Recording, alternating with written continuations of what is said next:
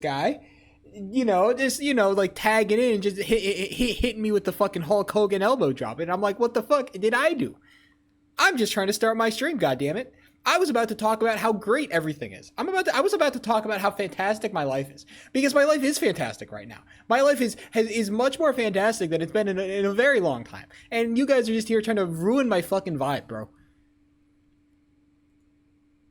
Cis white male, fuck you.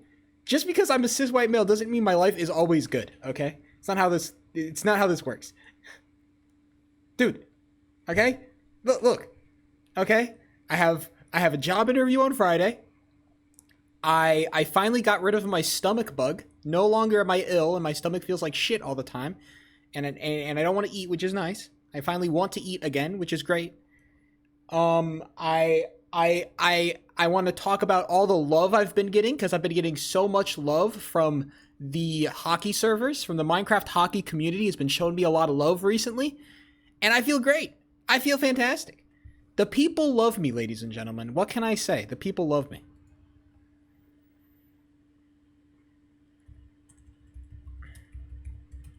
Is your owner showing you love? Not my owner. Not my owner. Unfortunately, not my owner. Not the one, but no. Okay, so I decided to quit, basically. I said I'm not playing next season. For you. For half of it is for me, but the other half is for you, because I know you guys can hate it. And also, I don't want to like start playing and then like my schedule changes halfway through the season, so I can't be like consistent and show up to games or whatever. It's like a whole thing for me. I don't like being inconsistent and like not showing up for shit, right? Like, you know me, I'm very much like I'll commit to a thing, and if the thing doesn't work, then I'm like not gonna commit to it, right? But basically, I have been receiving a ton of DMs from people basically saying, "Hey, Sheep, can you please play on my team? I'd like to have you." I've gotten three different teams that have privately DM'd me saying, "Hey, please join our team." I got a non-HL team. That's the league above the league I was playing in. I got a team from that league that wanted me. And even that is not enough. Even that, I have been promoted. I got given I've been given production perms in the highest hockey league, that's the BHL, to do casting for their league, because they heard my casting on the JBHL finals and they wanted me for the BHL. So I'm that bitch right now, okay? Like I said, I had a lot of people showing me love over the weekend, okay? Bros game. Yeah, so basically what I'm planning to do is not play, but I want to do like more media stuff. I'm going to see if Caribou, who is the JBHL league commissioner, I'm going to see if he's going to give me some media perm so I can do like some media stuff, because I think that the JBHL, more than it needs me as a player, because me as a player is like whatever, I think it needs more like media stuff, and I want to do media stuff for them because I think they need more media stuff and it could be cool. So I'm going to do that. Some writing, some other stuff, maybe help manage some stuff. Either way, just try to be like a helpful presence. Try to keep myself involved because I think the league is fun, and also I'm good at casting. The blocky hockey, yes, the BHL is the blocky hockey league. You actually got it exactly. It's spot on. The BBL is the blocky league, which is not a league I'm familiar with, but you know. Yeah. And they wanted me. And basically, dude, I got inside of the... Just to flex a little bit. Not that I haven't flexed enough. When I joined the BHL production staff chat, I got told that I am the chosen one and the truth. That is what they called me. I am the chosen one and I am the truth. That is what they called me. Okay, so those are not my words, by the way. I did not tell them to say that. That is not paid promotion. It's a little bit crazy, but I promise you, this was not me. All right, well, let's go play some Red Bull, huh? This is what I quit my budding blocky hockey career. This is what I quit for. This right here. I could be playing blocky hockey right now, but instead I did this. Oh, you know what I wanted to show you guys? Dude, okay, so you got... Okay, sorry, speaking of clothing. You guys know that my father, my beloved father, is dying. Shout out to him. He's not gonna make it very far. But because he's been dying, he's also been giving up some stuff. And normally, what happens is that he has a bunch of clothing, and usually it goes to me because I'm like the closest to his size, and also I'm cool and I got white boy swag, right? So he gave me his favorite hoodie. He gave me his favorite hoodie. Oh yeah, you did miss all the lore, Amelia. I did a whole thing where like I was like crying on stream or whatever. It was great. But no, he's dying, and shout out to him. So let me show you.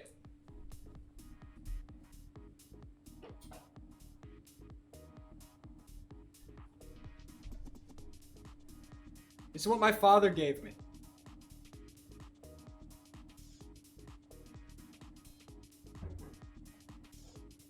Isn't it cool? My father used to walk around with this in public. Yeah, this is meat. This is a raw meat hoodie. My dad used to walk around with this. Social. He was not afraid. It is so sick. I'm so happy I have it. This is so sick. Yes, I know, because it's like, you know, I'm not afraid. Okay. I walk around, I rock it, bro. This is sick. This is sick. If I walk around with this in public, people will think I think people will respect me more. So yeah.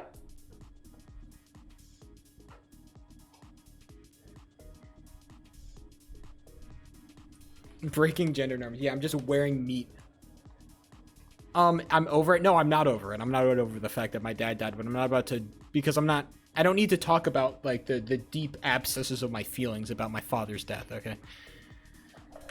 We don't need to go over that. We went over that a little bit. The meat, it kind of reminds me of Skate 3. When you could just be beef in Skate 3. That's why I like it, because Skate 3 was fun. I played it with my friends. When I went over to their house, I would play Skate 3 with them. So yeah. Shout out to my dad. No,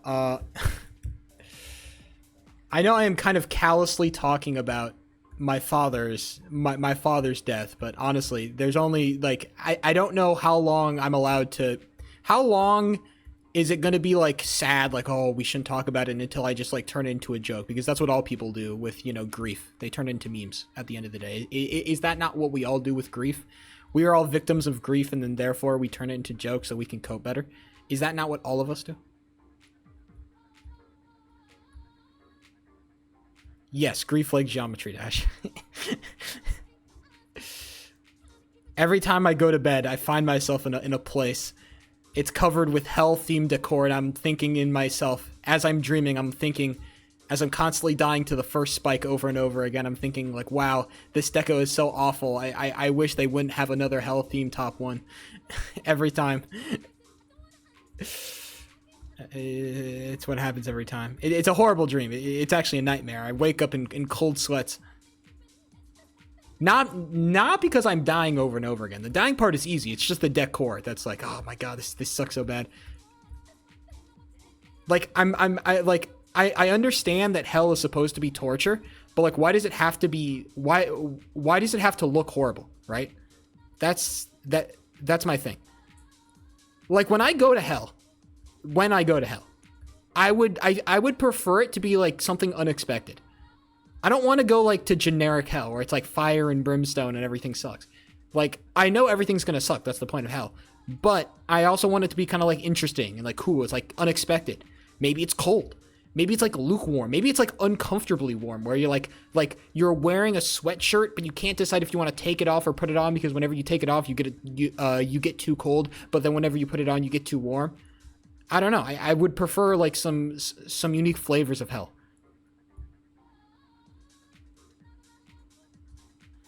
The most scary hell is nothing you can't feel and can't move. You can feel and can't move. Yeah, of course. The one where you're trapped in your own mind, right? Where you're like, what's that one horror book that I remember? It's It's the one where it's like you're teleporting to the moon, and if you're awake while the teleportation happens, in your mind it feels like it takes like 100 billion years, and so you're stuck in your own mind for like billions of years.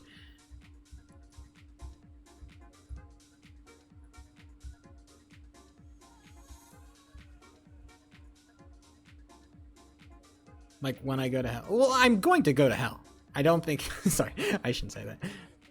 No, not Ender's Game. It's like a very short story horror book. Basically, like the basic plot idea is that there's some teleportation device that humanity has created that allows us to like teleport to different planets and like super cool and shit. But like the one catch is when you teleport, you have to be asleep. You have to be like knocked out or like sedated in some way. You can't be awake when you teleport, because every time that somebody teleports while they're awake, they go fucking insane, right? They go like crazy, or they die, or like something horrible happens to them. And the reason is that whenever you teleport when you're awake, your mind makes it feel like you've been there for like a billion years, and so you're trapped in your head. You go fucking insane. It's where the quote, you might recognize the quote, "It's eternity in there," or like "It's an eternity in there." Longer than you think. Quotes like that. If you've ever heard quotes like that, that's where that comes from. Very cool story. Very scary. Good horror. Actually effective horror, which is nice, because, you know, so little it feels like these days is effective horror. It feels like it's so, horror is such a, for me, has always been like a cheap genre, I think. Horror is a cheap genre.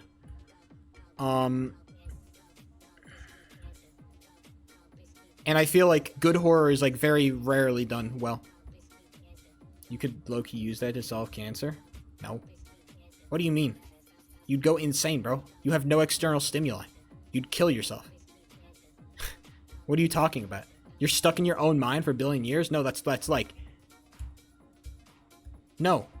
No, you literally cannot... You literally would not have enough, like, thought. No, you would die. You would want to kill yourself, MJ. If you were stuck in your own mind, no feeling, no nothing.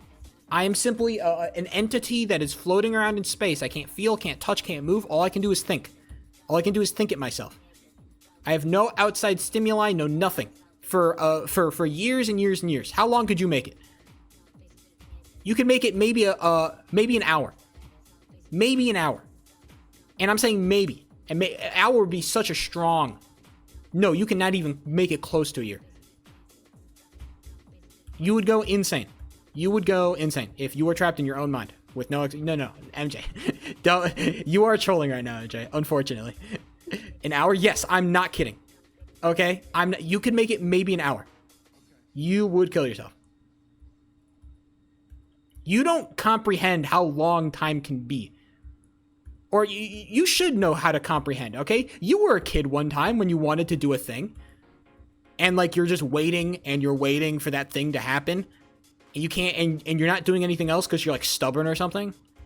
Like sometimes I do that. Like when like I wanted to play video games and my mom said, okay, you have to wait 10 minutes and then you can play video games. I just sit there and do nothing for 10 minutes so that I can play video games.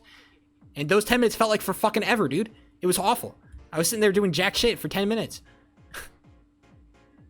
Because I was a stubborn kid and I wanted video games. All right? I know what it's like. You're dead. You're dead. This is not... solitary confinement makes people go insane in shorter amounts of time. Well, not shorter. But, you know, have you not heard stories about motherfuckers who've been in solitary confinement for like a year or something? Like, holy shit, bro. Like even with senses and the control over your body, even with all that, people still go insane in solitary confinement for in a year, okay?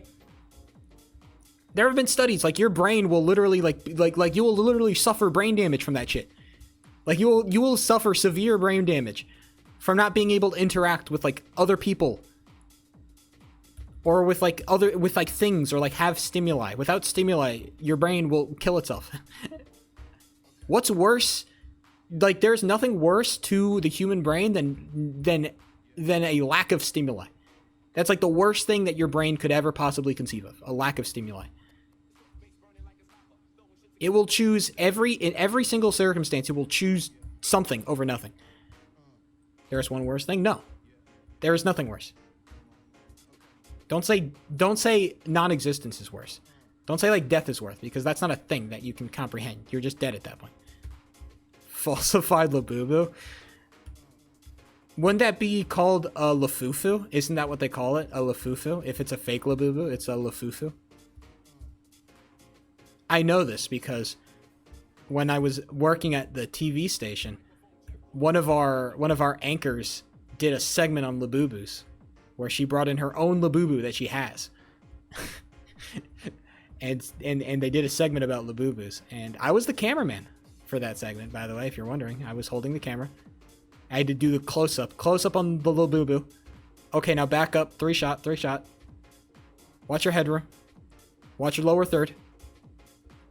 That's what I would hear in my head. Comms, baby.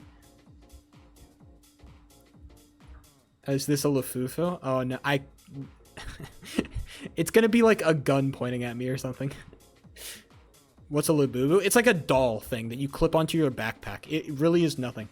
It's not. No, it's a collectible. Nice. No. Okay, so the thing with the Labubu is that the reason why it's like, do you remember like those toy commercials when you were a kid where it's like, buy the box and you'll get a random toy? That's the point with Labubus, is that whenever you buy the box with the Labubu in it, you don't know what's inside. So maybe you'll get a common Labubu, or maybe you'll get a rare Labubu. And you have to buy a box. It's gambling. That's what it is. Simply put, it's gambling. But it's been commodified. So just, gambling, but it's not technically gambling. Gambling, but it's not subjected to gambling laws.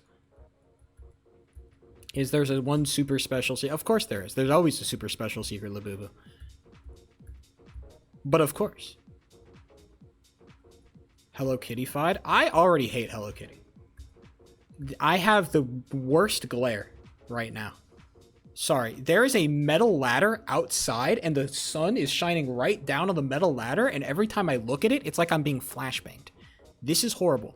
Why the fuck did you put that there? I hate myself. Okay, no. Speaking of things that I wanted to talk about, while we're all here having discussions, Silk Song stream is happening when I get a new computer and when I beat Hollow Knight. I've already said this. The first thing I will do when I get my new PC, first I will get a new job, and then when I get my new job, I will buy myself a new setup with whole new gig and rear, setup, everything. It'll have a whole new camera, better mic, all that good shit. It'll be the epic Sheepo 3 setup. And then I will play Hollow Knight, and then I will play Silksong. That is what I will do. That is what will happen. And it will take like 2 months, but it will happen. Okay. What I wanted to talk about while we're all here to share opinions and whatnot is that Bad Bunny. We all know of Bad Bunny, or maybe we don't know of Bad Bunny. I'd be shocked if you didn't. Bad Bunny has been taking the world by storm because he has officially been selected as the performer for the Super Bowl. Can you believe it? First, Kendrick Lamar, a black guy. And now Bad Bunny, a guy who doesn't make songs in English. The world is coming to an end, ladies and gentlemen. Bad Bunny sounds like a porn thing. It does. It actually does. But no, he is the most popular male artist in the world right now. The most streamed male artist in the world. He is the biggest icon, music icon in the world. He's a Latin pop star. You can look him up. This guy is actually fucking massive. He's so much bigger than you can comprehend. And this guy is performing at the Super Bowl, which is traditionally, believe it or not, an American thing, Believe it or not, not a lot of people outside of the good old US of A watches the Super Bowl. And yet, Bad Bunny has been chosen to perform for the Super Bowl halftime performance. If you haven't watched the Super Bowl, which I assume some of you have, the Super Bowl halftime performance is basically the biggest show you can do, basically, ever. Ever. There is no bigger music show that you can do than the Super Bowl halftime show. It is the most viewed music performance, live music performance, every single year. Basically every single year. And being selected is a huge honor. And who has been selected? If nothing but a Latin American pop star, which is a huge deal. This is a very big political statement. There's been a distinct push towards kind of anti-Hispanic sentiment, I'd say, inside the United States, if you couldn't already tell. And so this is a pretty big political statement.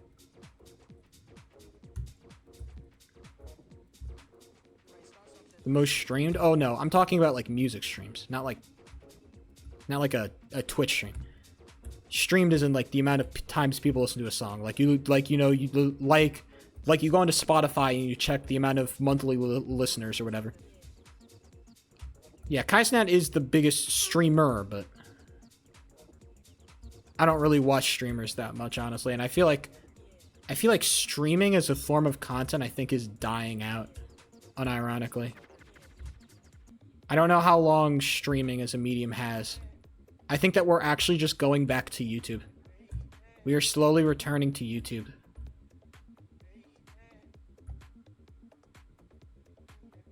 I'm gonna see if that take is correct in the next 5 years, but I feel like streaming is getting smaller and smaller. Maybe it's just because Twitch is dying, and Twitch has kind of been like the main like streamer thing. And now kind of YouTube is taking it up. The only thing that's going to exist and persist is live sports. Live sports is the only thing that will continue to exist on live streaming, basically. That's what I think. Well, I mean, that's the way that broadcast TV is going, and I think that's the way that regular streaming is going to be. It's less about... I know personalities are the big thing, but personalities... I guess there is a place for live streaming, because it is like the live interaction with chat, but I think like the bigger the stream gets, the more that like doesn't matter, right? So it's like, are you really like being able to interact with someone live if they don't read or see your messages ever? Like at what point, what value does live streaming have at that point, right? If I can't see or interact with the person I'm watching, then what the fuck is the point? If I don't read your messages ever, like, is it like, do you exist in my chat? Or are you just like a kind of a bot?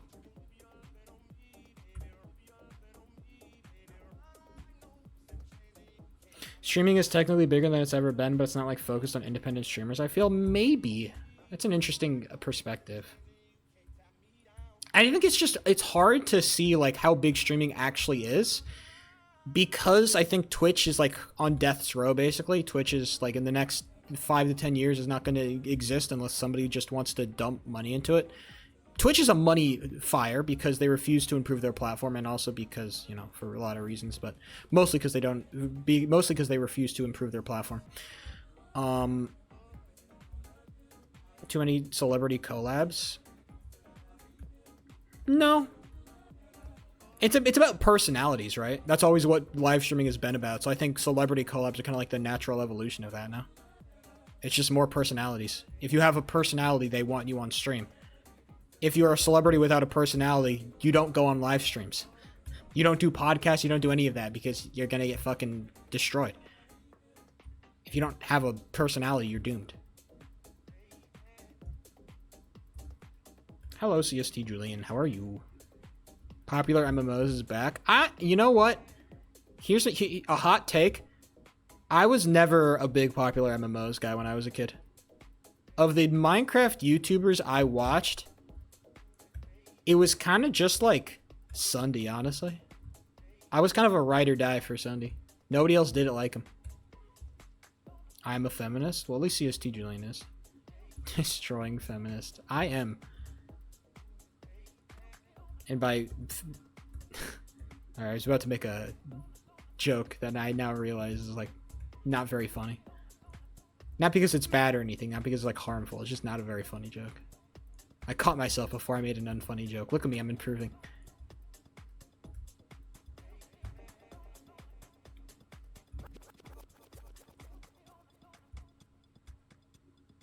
I don't believe men or women should have rights. Then who should have rights? What are rights in that case? If neither men or women can have rights, I should have... This is like one of those... Are you saying that everybody that does not... Everybody identifies as non-binary should rule? And the men and women should be relegated as, you know, pieces of property?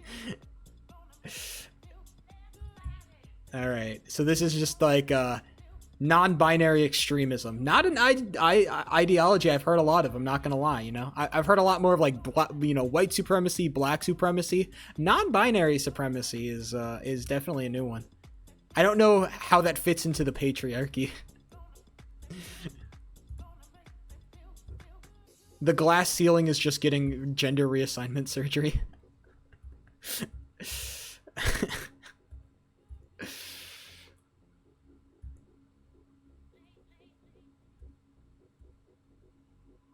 Androgynous, non-binary, of course.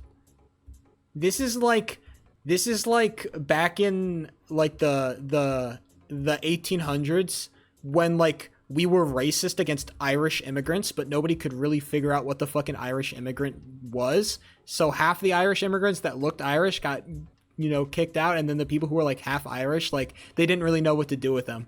So they were like, you know, some of you are probably fine, but the other half are, you know, horrible pieces of, you know, this is just like confusing racism, you know? It's like this kind of white people is okay, but this kind of white people is not okay. And they were kind of confused about what white person was what, you know? It's like, are you Irish? Like, where do you come from? And people just lie. I like men. I like women. I'm so glad that we have a diversity of opinions in chat. I am partial to women, I have to say. It's good. It's good. I think this means that I'm being a successful streamer. If I have a diversity of opinion in chat, I think it means that I've cultivated a community that is, you know, that is good. I think I've done my job. They keep delaying the train, bro. My phone is gonna die before I finish getting. Damn, you have to take the train to get your groceries. I used to have to do that. I actually don't blame you. I used to have to take the bus, which is arguably taking the bus is worse than the train. I had to take the bus to go to the goddamn Walmart so I could buy groceries. I would walk a mile to the bus stop, and then I would ride it to Walmart, and then I would buy my groceries, and then I'd carry them in bags. I was a one-trip Andy. I'd have like my own bags, and I'd carry all my groceries back over the mile. I'd walk a mile with my groceries.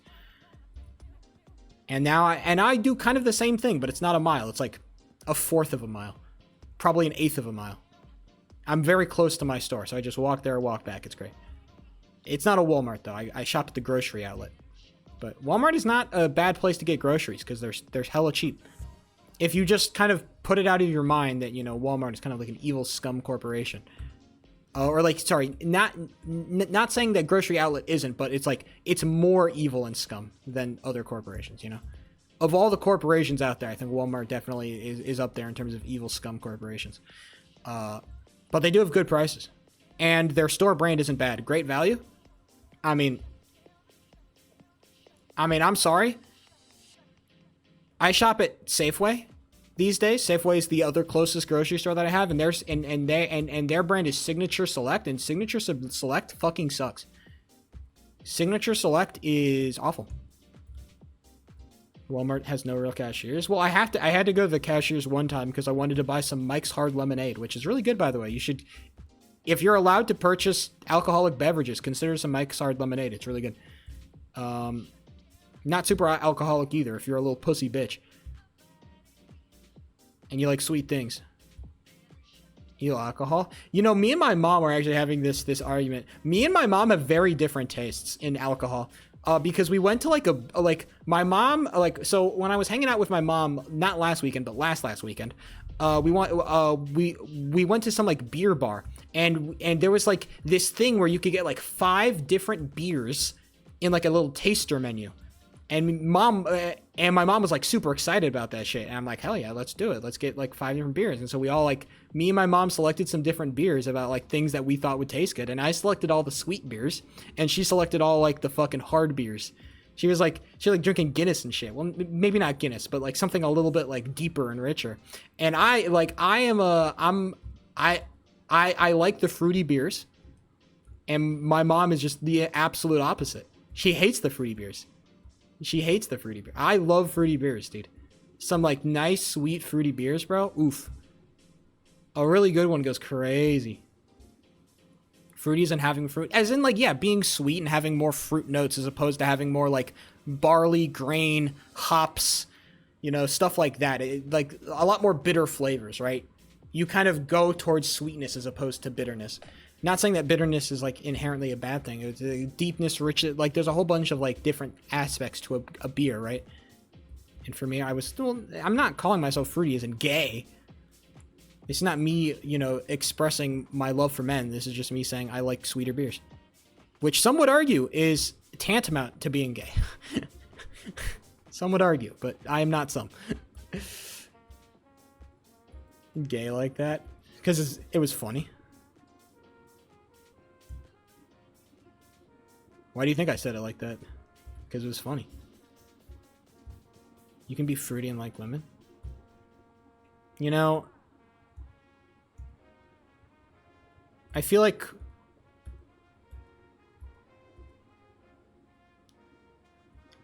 you can find a woman that's into anything, you know? It is kind of the, you know, there's a person out there for you, you know? You just have to find somebody to meet you where you're at. It's not what Charles meant. No, I'm saying if you're a guy and you act a little bit more fruity, but you're still like super straight, you can find a woman that's into that. You're fine. From a dating perspective, you know. You can express your, you know, your gender expression can differ massively and you can still, you know, find acceptance. Easier to find a man? Is it? I don't know. I think the only reason why it's easier to find a man is because gay guys are a lot more forward. It's my hot take.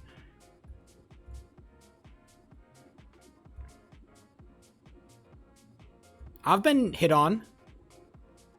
I've been told explicitly by gay men in my life that if I were gay, if they knew that I was gay, they would have tried it. I've been told this.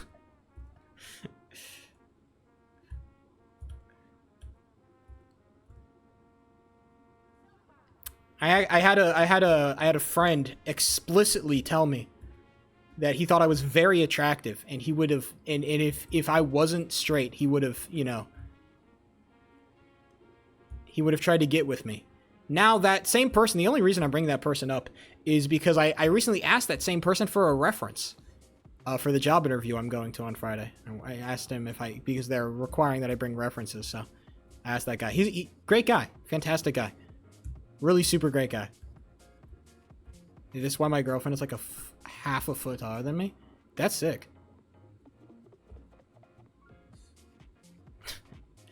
I swear I'm gonna be like on call with Senator Charles, and then like his girlfriend is just gonna walk, and it's like some fucking like 6'5" fucking Amazonian woman. I wouldn't put it past him either. Charles has pull like that. Charles got game. Factually, Charles has game. All right.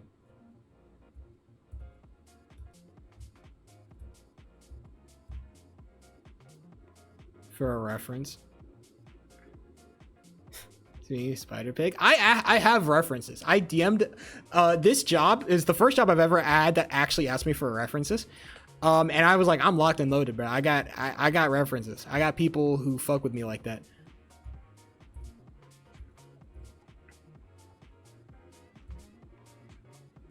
You're asking for some shooters? You're asking if I got shooters with me? I got shooters with me.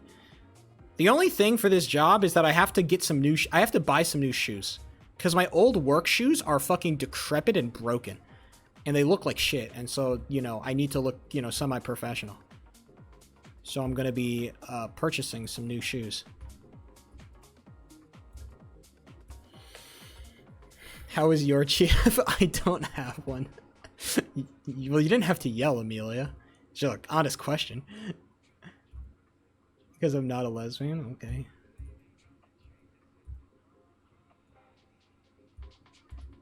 It's either women or dream, I guess. So.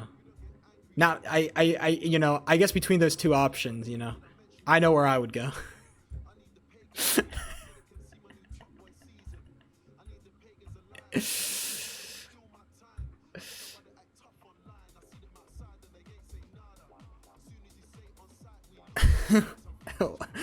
What's that one dream tweet? What's that one dream tweet where he posted a picture of his face and captioned it, I make lesbians normal? A classic. It's not a real dream tweet, by the way. If you're wondering, I'm currently engaging in slander and misinformation, but it's a really funny fake dream tweet.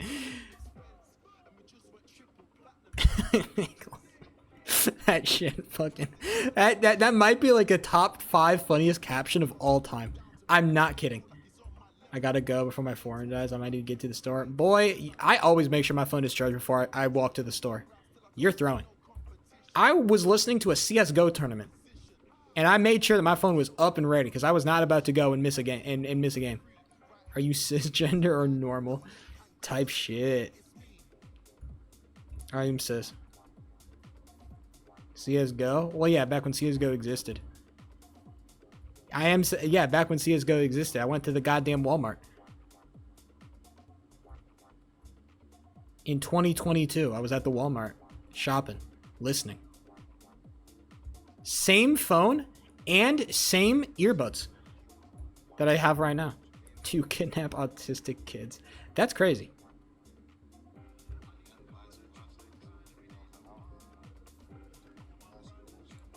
Has no battery life. Once your phone runs out of battery life, that's your sign to get a new phone, by the way. Officially, once your phone's battery life is like something that you seriously worry about, like when you go out with a full charge and like, I don't know if it's gonna last, that's how you know it's like, okay. Most good phones will give you a couple like 4 or 5 years, and they'll still work and they'll work fine. But if they don't have battery life, then I don't want it. I need battery life on my phones. I need battery life on my phone. I do. I'm on year 7. Yeah, I had a phone like that, Norxor. I was on the same boat that you had. I wanted to keep my iPhone. It was my iPhone 5. I had an iPhone 5S for like half a decade, and I loved it. It was great, but the problem is the battery life literally sucked dick and balls. And eventually I switched it out and I realized like, oh my God, having a great battery life is like a game changer. It was like the greatest thing about my new phone that I got. Is not that it was like bigger or anything. It was like, I loved how much battery life I got on my phone. It was my favorite thing. Turns everyone digs Alexa. I learned how to say it, okay? Norxor. I said it wrong for like a very long time because you were the fucking shy kid in the fucking class when the substitute teacher says your name wrong and you just don't correct them. You were that kid.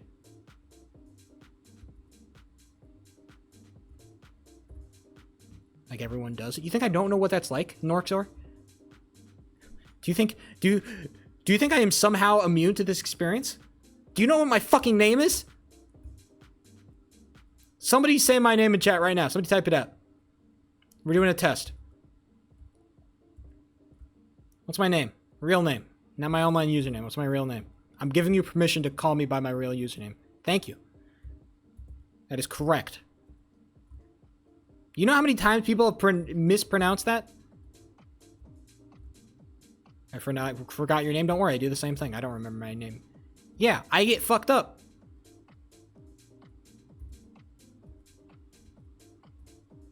Rise? Rise?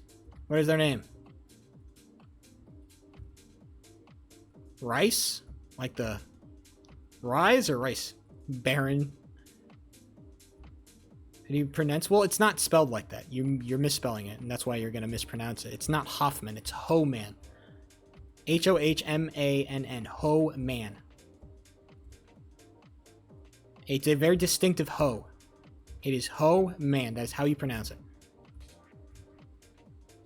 Reese. That's sick.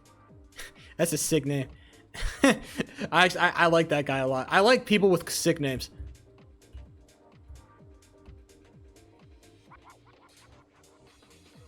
There's no W. It's Ho and then man. Ho-man. That's how you pronounce it. Ho-man.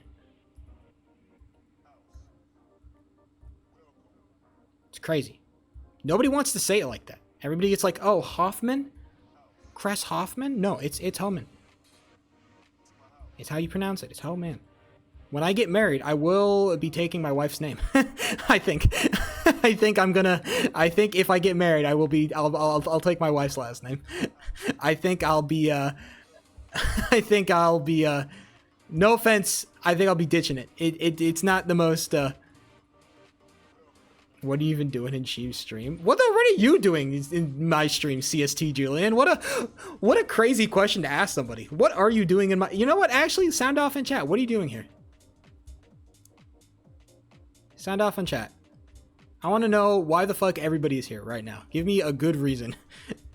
Maybe not a good reason. Give me a reason. It doesn't need to be a good reason or even a true reason. Just give me a reason. And then we can discuss it. I'm spreading the rogue based. The woke mind virus. Yes. Oh my god. I love propaganda. My full name has been described as your name sounds like a popular porn star. That might be a compliment, depending on how you take it. Trying to date you, obviously. Well, clearly you're not trying hard enough, okay? If you're not in my DMs making me uncomfortable with your remarks, then you're not doing a good enough job of trying to date me online. Just saying.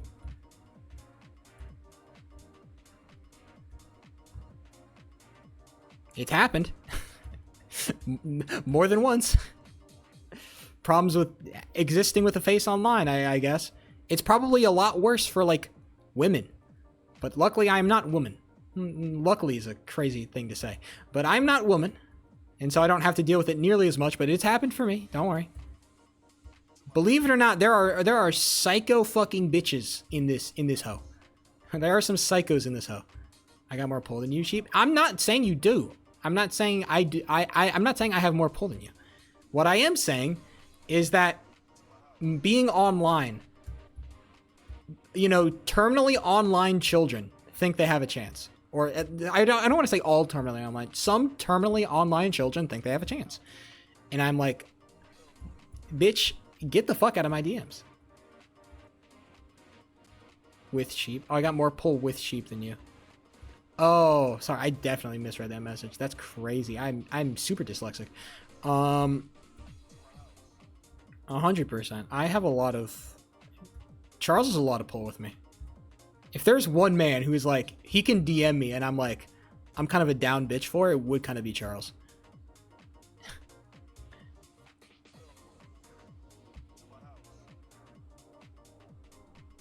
If being a lesbian is not contagious, how come every time I see a cute woman I fall in love? It's some fucking... That's some real shit. It's like the real shit I read in my chat in a hot minute.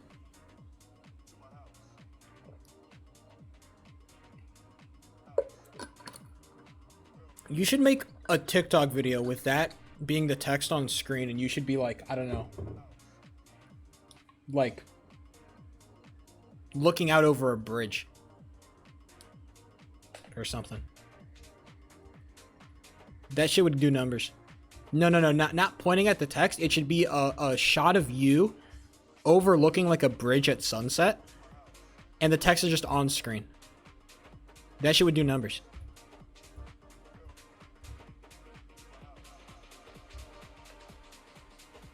Bipolar. That's crazy. Yes, I am having a psychotic break from reality. I imagine somebody loving me. What can I say?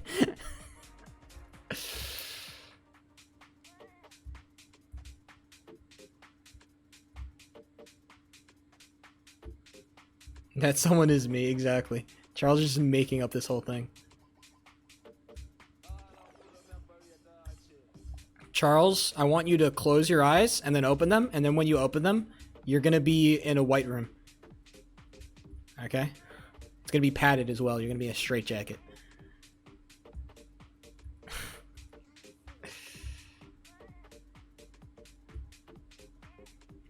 And the end, and then the credits will roll because the entire movie was just a dream. The whole movie was just a dream. Okay?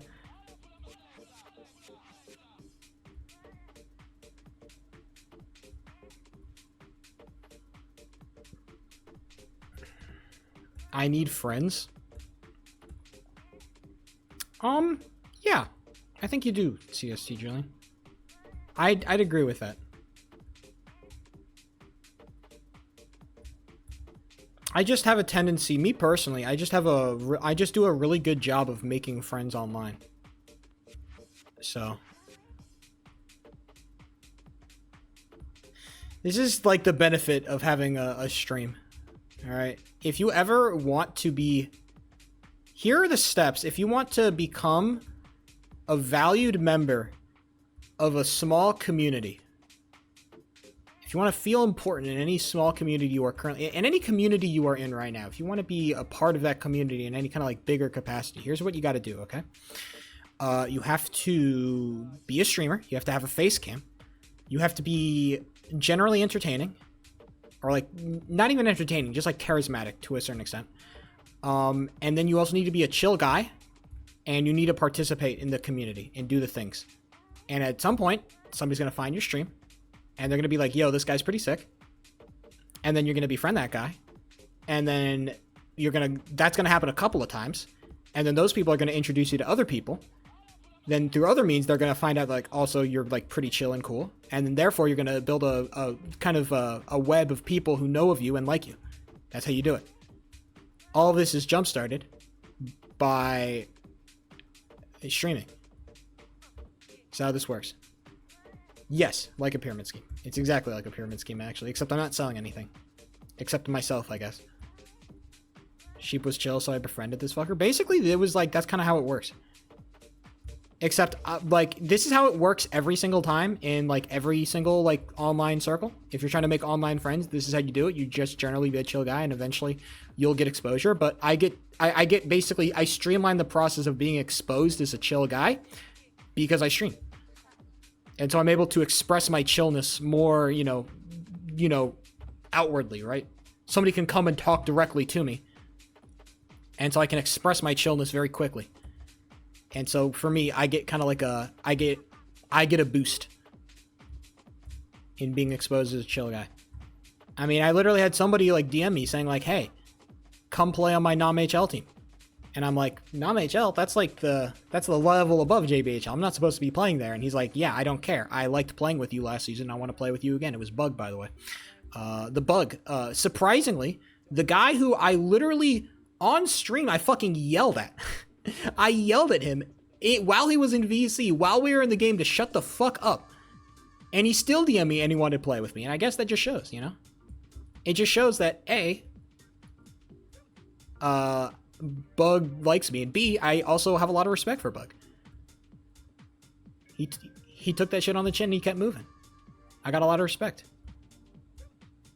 Or Bug is just that guy. I think it was just like, it was a thing where he was just being an asshole to one of my teammates. I'm like, bro, I need you to shut the fuck up, bro. I'm trying to play the fucking video game. I need you to shut the hell up. So I called his ass out basically, and he was like, yeah. He basically shut the fuck up. And so I think again, it was like it was an interaction I'd rather not happen, but I think like the fact that I think he took it well, and I respect him a lot. So him and then the other guy that I played with, they both want to play with me still, and I'm like, that's super cool. He was like, yeah, I wanted to play with you because it was super fun playing with you last time. I'm like, yeah, same here. Playing with you was also super fun. But I'm not playing. So, no play. Maybe I'll come back in a couple of seasons, but for me, I am so okay not playing. Please watch the video I sent you. Sorry, I'm trying to hit this skip. Pause the music. What the fuck is this? Hold on. Let me pull this up. Shout out to Bug. Great guy. He's also very good at the video game. Much better in 3v3, I have to say. Way better at 3v3 than he is at 2v2. I think 2v2 he was kind of just like trolling a little bit. He also had to carry the entire team, so it wasn't his fault, but okay.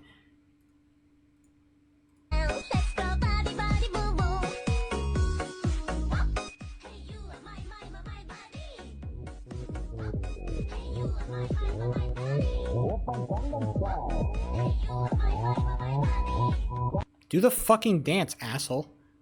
Why the fuck is Jesus ruining it for everybody? What a fucking dick, dude. Do the goddamn dance.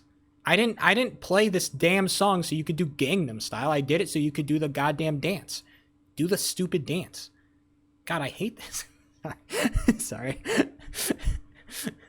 Fucking asshole. Fucking Jesus. You dickwad. Do the damn dance, Jesus. I had you in this dance line so you could do the damn dance. All right? You're not going to do the dance. You're not going to do another dance. You're doing this dance. That's what we contracted you for. This is not an expression of free will. This is not an expression of free will. This is an expression of being an asshole. Jesus was an asshole. And I'll say it. I'll say it. That is not an expression of your power of free will, okay? You're not going to get any brownie points with me. All right? You know what? I'm done with Jesus.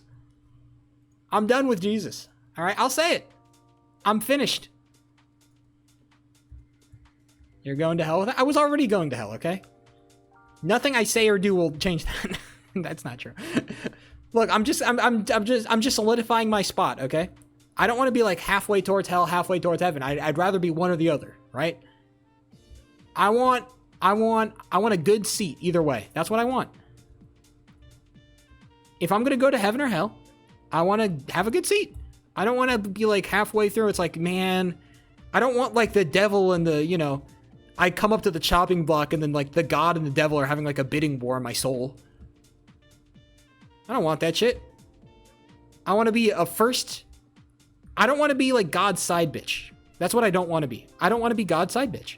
Or the devil's side bitch in that matter. I want like, I want to walk through the gates of hell, the fiery gates of hell, and I want the devil to come right up to me and say, man, so glad to have you here. Big honor. That's what I want. No, you can't sleep. Fucking stay awake, asshole. Sorry. The asshole part was unnecessary. But no, I still do want you to stay awake. You're contractually required, I'm sorry. You have to pull overtime. All right. Again, like, I think, like, what's worse than not being picked? You're sitting in the line for dodgeball, and then you're picked last. Nobody wants to be picked last. I'm not trying to be picked last for dodgeball. And I never was, by the way. Sheepo 3 was not picked last for dodgeball. Sometimes. But I was cool about it, so everybody liked me. What can I say? I was kind of just like a chill guy.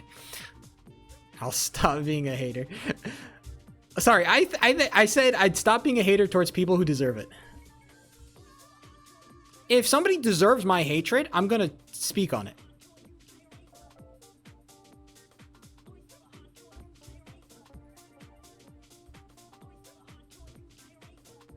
I think the problem is I just need to be a little bit more tactful with how I talk about I think it's just more about like being more tactful about how I talk about other people, and also being just like being more just like kind of practicing what I preach in a certain respect. That's what I'm saying.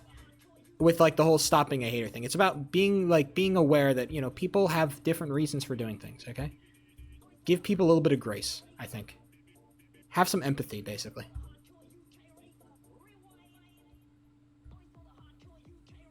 And also, like, kind of be, like, more, like, forthcoming about, like, all sides of my feelings. Because I think the problem that I have is that sometimes I'll express something very strongly, but, like, my real feelings are more complicated. The problem is that when you just look at that one segment, it makes me look like I am, like, very hard in a certain direction, or I have a certain feeling it's very, overpowering, when in reality, the actual opinion that I have is, like, very mixed and complicated. It's a lot more complicated than what I make it look out to be. Good night, Dad. Have a good night, CST Julian. Probably just shouldn't call me Dad.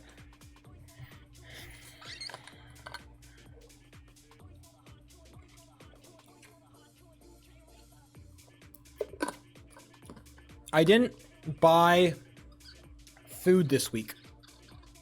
I didn't buy food because I had when I was supposed to go buy food, my stomach hurted. And so I didn't want to eat, and I'm like, I don't know if I'm going to eat a lot this week, and I don't want to, like, waste food and buy a bunch of food I'm not going to eat. So I didn't buy any food.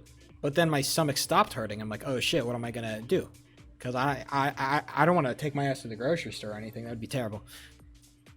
So I've meal prepped frozen pizza. I cooked some frozen pizza and I put it in meal prep containers. So now I have pre-cooked frozen pizza that's going to be cold. I have cold frozen pizza. The opposite of what frozen pizza should be, and yet. I actually don't have any plain raw tortillas. That's the worst thing. If I had plain raw tortillas, I would eat them because they're good on fiber and I'm going to have a low fiber diet. But no. There is no plain raw tortillas, unfortunately. It is sad, I know. It's actually a tragedy for me, personally. Tortilla with beans. I do eat tortilla with beans and rice.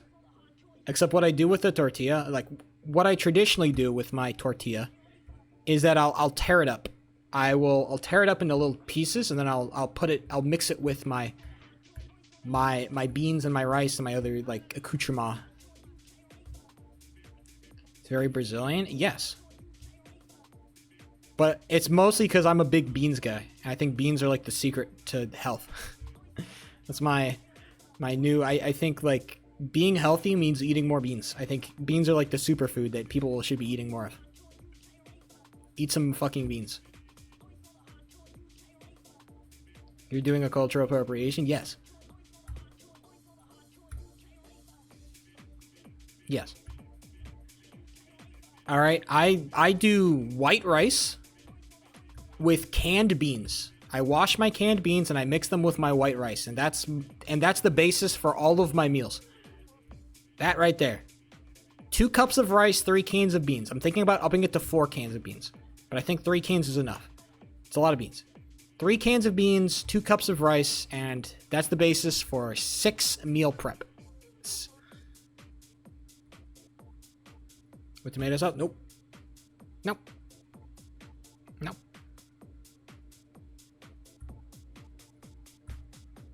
Usually what I'll do is I'll just put a various vegetable. I went too early. Oh, I didn't. You freaking monster. It is, yeah, I'm crazy. What I'll do is that'll be my base, and then I'll choose a vegetable and a meat, and that will be my that will be my dish. Sometimes my meat is subbed out for tofu, because tofu is just like meat, but not meat. So sometimes it'll be tofu, but it'll be vegetable plus meat. My favorite vegetable, I think, so far, in this particular format, has been cauliflower. I'm a big fan of cauliflower. It holds up very well to meal prep, and it's very easy to make. You can just kind of dump it in the fucking oven and just let it go, and it'll do fine. It's very hard to fuck up a cauliflower, and also it's just like really good at just sucking up flavor. You can just put whatever spice blend you want on it, and it'll do great. I also do broccoli. I do asparagus. Sometimes I'll do kale and onions if I'm feeling fucking freaky, or if I'm trying to be healthy. I'll just put the kale in like a frying pan, and I'll just saute it basically until it's soft. Onions are just there because I fuck it. That's why the onions are there. She goes, fuck it. I'll mix that with like beef. Ground beef. Shoutouts onions. Huge shoutouts onions. The problem is I just don't deploy them in the correct way, alright? I'm glad that as an adult man, without the taste buds of a child, I can now appreciate what the onion does. But as a child, I did not appreciate what the onion did, and that's on me, honestly. I was kind of a piece of shit to the onion as a kid. I hated it. I hated onions. I didn't like onions on my pizza or anything. It was like gross. But now that I'm back, I'm an onion fiend. A fiend for the onions. Look at that. Fuck. I forgot to hold jump. That is on me. I steal onions from the dining hall? What the fuck? What do you do with them? You like cook with them? Are you like the college student that just goes to the dining hall and steals ingredients? You just go to the salad bar and start taking ingredients? I put them in my ramen. That's kind of fire. I'm a hater of ramen, actually. Not a hater. I'm just not... It doesn't appeal.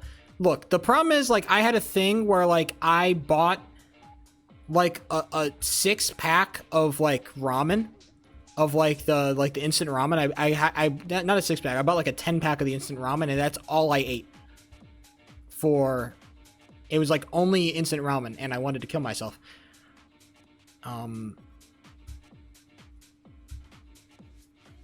So it was, so I went to the store and I would cut the pain of having to eat instant ramen with Oreos.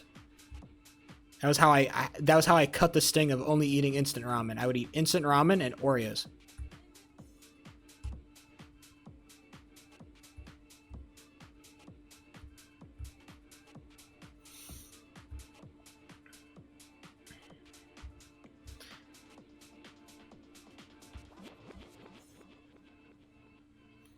I wonder if I can make a healthy pizza that tastes good. I've seen a lot of recipes. I love pizza. I feel like there's a recipe for like healthy pizza that like actually tastes like not like shit.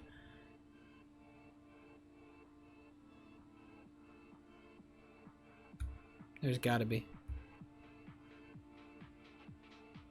Let me hit this, please. What? Getting real tired of eating popcorn and ramen where there's nothing else you can do that cheap that you can make in a dorm room. Do you have to pay every time you go into your dining hall?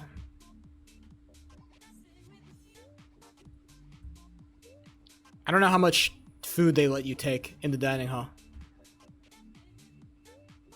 What I would do is I would just like...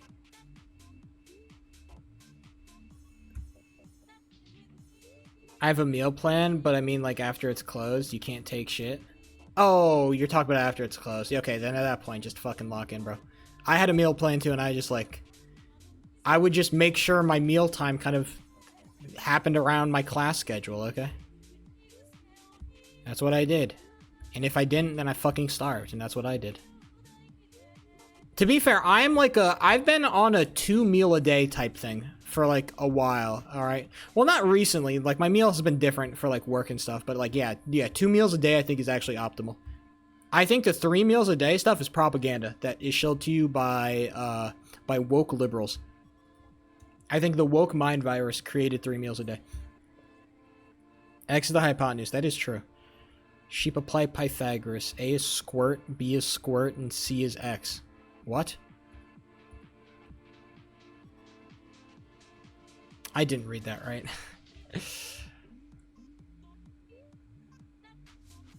I know the Pythagorean theorem. A squared plus B squared equals C squared. I did that. I took math classes. You guys are acting like I don't know math. I know how to add and subtract and multiply and divide. I know how to do all that. Just because I haven't taken a math class in a long time or like applied any of my mathematical skill in a significant amount in a while doesn't mean that I don't know math. Okay? I am not stupid. Okay, hold on. Hold on, I can work this out. Okay, shut up, stop. I'm gonna delete that message. Fuck your message. If A is the square root of 3 and B is the square root of 6, what is C? Sorry, I drew a penis, you did. It's just super rude. Hold on.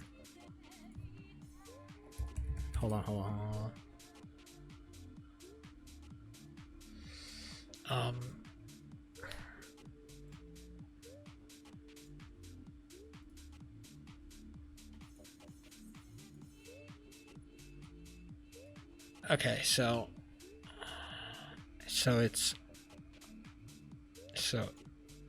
where's my draw tool? So if A equals 3 squared and B equals 6 squared equals question mark. Okay, so we know that the hypat A squared plus B squared equals C squared. We know this. So we just plug in these, so it's squared. Hold on, so the formula would be 3 squared plus 6 squared equals C squared. I can like, can I do order of operations? Can I order of operations this bitch? I feel like I could order of operations this bitch, but I'm gonna fuck it up. I think just 3 squared, this is 3 squared is 3x3. That's 9 squared. I'm just gonna fucking calculate it out because I can do that. 6x6, that's 36. 36 squared. What's 9 squared? Oh, 9x9, 81, and then 30, oh shit. 36 squared, wait. But I've already solved it, right? I can just get rid of all the, wait, it's just 9 plus equals c squared. I can just like slash all this shit, right? I can just cuck this all and it's like it works. What's 9 plus 36? 45. C equals equal to 45.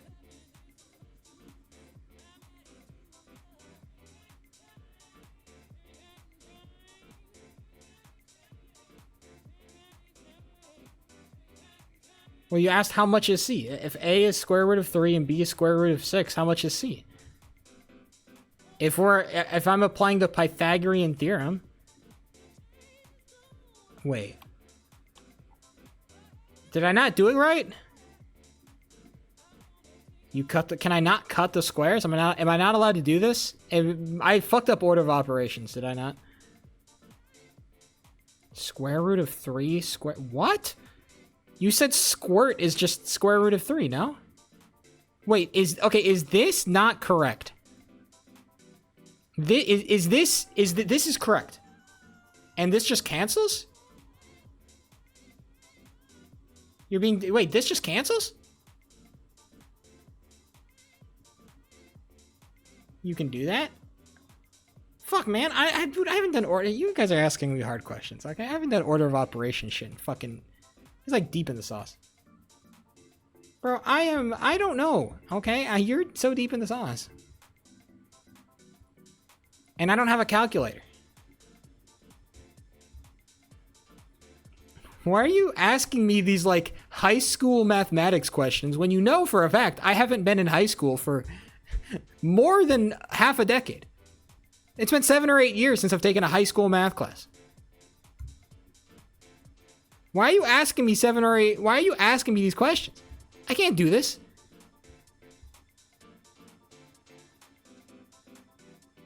You know what? I'm going to actually, you know what? I'm going to look it up. Pause. If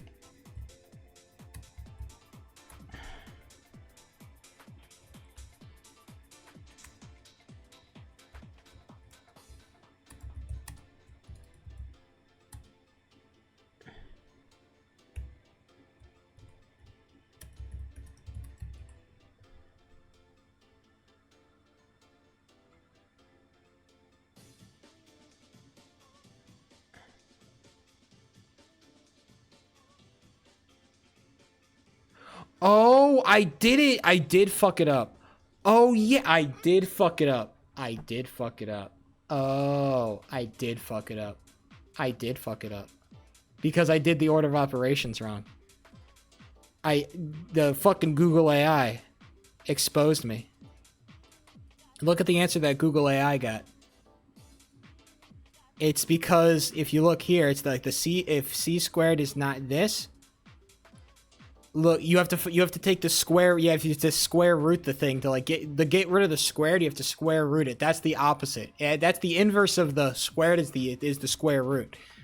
So I feel you could just square root. You can find the square root of C equals 3 and 6. 3 plus, so the square root of C is equal to 9. So Norxor was technically correct, I think. When he said it was the square root of C is 9. Technically. Because if you square root everything, then you can... I am the stupid one. I don't get it anymore. This is what happens when you try to solve math problems with words. You brought this. You tortured us with this.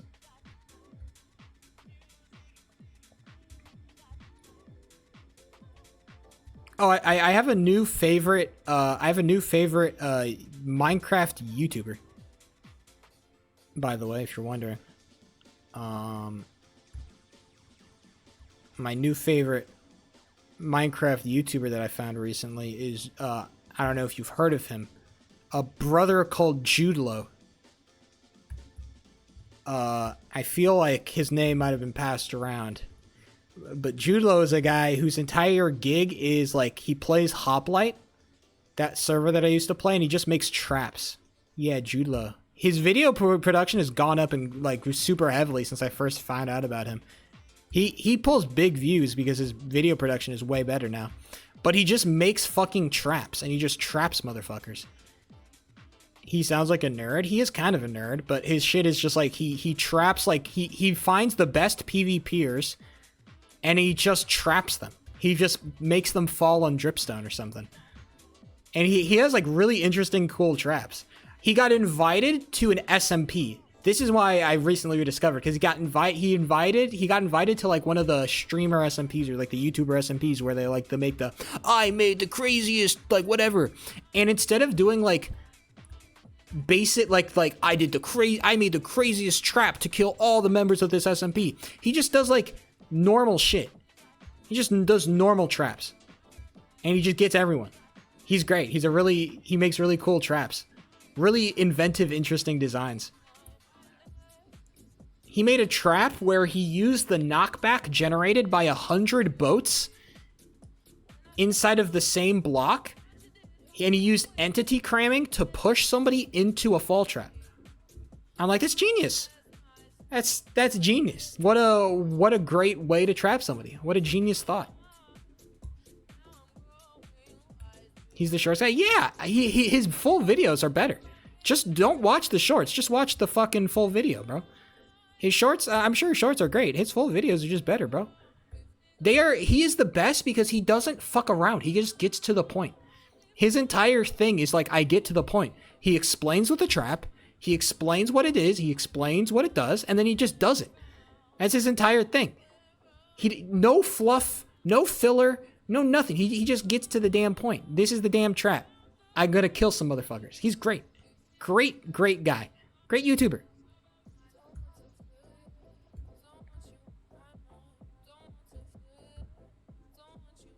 Yeah, Judelo. Great guy. Super fun. No.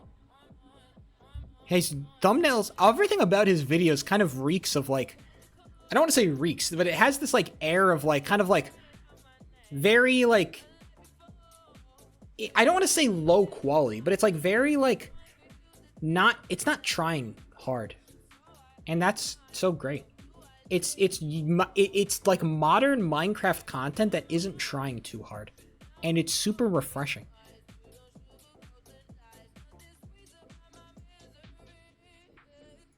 It's this entire thing.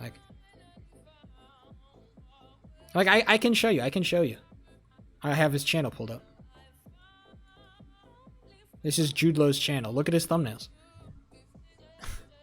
These are his thumbnails. Like look at this. This is like it's just like okay. Okay. Look, it was one time. It was one time, okay? He's allowed his one. Okay? Everybody gets your one. But like look at these thumbnails, okay? It's like look at how simple these are, okay? ChatGPT, very good trap. Look, like I said, this is like okay, he gets like 3. All right, but like look at this. It's like very simple stuff. That's all it is. That's what it's very simple thumbnails, very simple videos, very fun. It's like it's not that deep. It's like it is YouTube content that is optimized for the modern viewer, but it still has that feel. When I'm talking about like when people talk about like, oh, I want old school content back. This is what you should want. You don't want old school content back because old school content was slow and boring and plotting and it didn't get to the point. People want new school content. That new school content is a little bit faster, a little bit funner, a little bit fresher. And this guy does that. Okay? New school, old school, okay?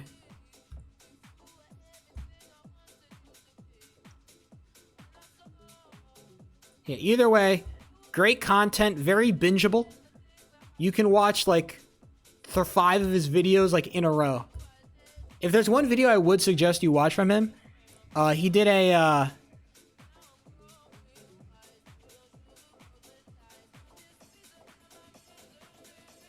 I feel like he did like a kind of a cult, like a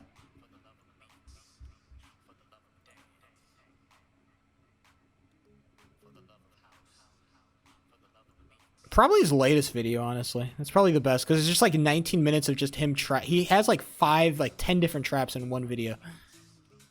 All right. It's just basically all of his best traps just in one video. It was great.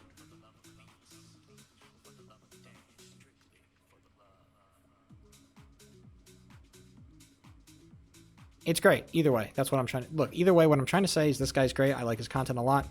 Give it a watch. You might enjoy it. Now, back on the current form of content as I, slam my, metaphorical head into this level right here. I feel like I'm pretty good.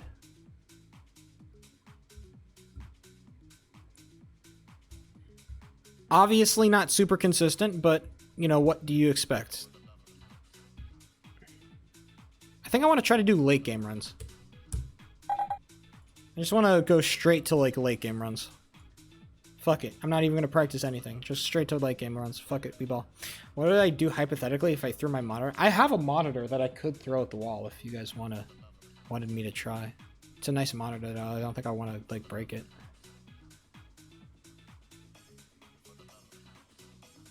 I could go throw a monitor at a wall.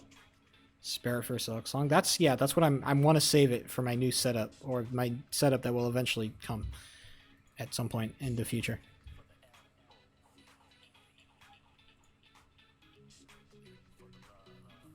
I want to use it to play Silksong on. The point is to use it to play Silksong. Because of Silksong? Well, I want to use it. Okay, just because your skill issue doesn't mean that I have to break my monitor, okay?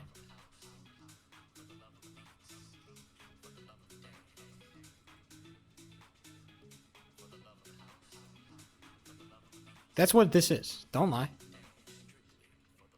Don't sit here and lie to me here, okay?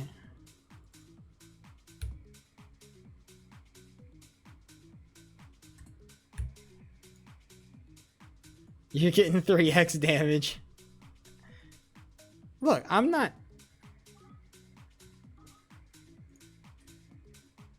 Is my game too loud? Can't even hear my game volume. That's hilarious.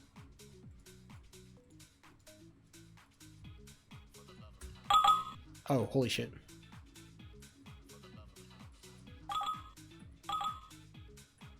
There we go.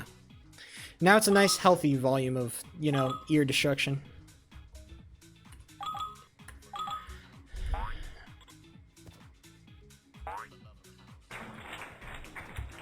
This is like level 6 practice, basically. Oh, I just fucked it up right there. It's also kind of like semi-level 5 practice, but it's more for like level 6 lead-in. Oh! Imagine I hit level 7 first try, first day, first everything. Oh! We're balling, we're balling, we're balling, we're balling, potentially. Holy shit. We actually might be balling. Hold on. Let a brother cook. Slow down, take it slow. That's still that's a good 7. You'll not get any complaints from me about that 7. Good 8 so far, at least, unless I don't fuck up car, which, is kind of like luck based anyway, so who cares? Oh no! I fucked up car. If only this was a real run. Well, luckily it's not a real run, because then I'd be even more sad that I fucked up car.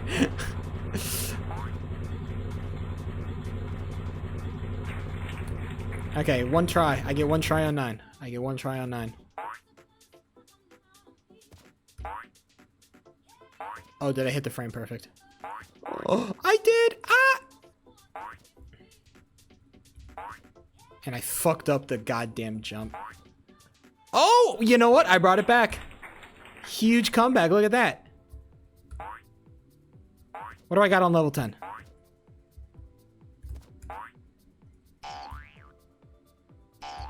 Oh, I fucked it up. People love to talk about their fucking eepiness in my chat. That's some shit. What is this? Attention-seeking? No. People do love to talk about how eepy they fucking are in my goddamn chat. Damn, and I just can't hit the frame perfect. Oh, come on! Where is my fucking frame perfect, brother? Holy shit, I cannot hit this?!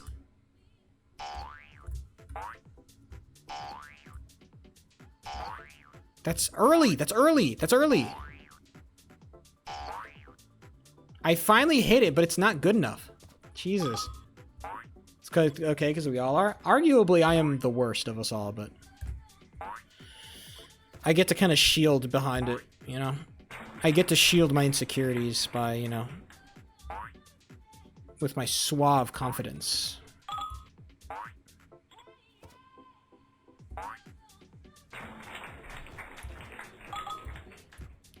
Sorry, I'm trying to remember I have to PP after 5.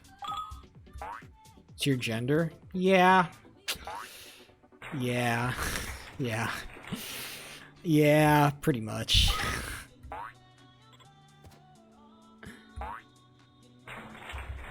I mean, it's not wrong. It's, you know. It's just like another reason that I get to feel like, what's the word for my perpetual insecurity of, not being good enough? Is there a word for that?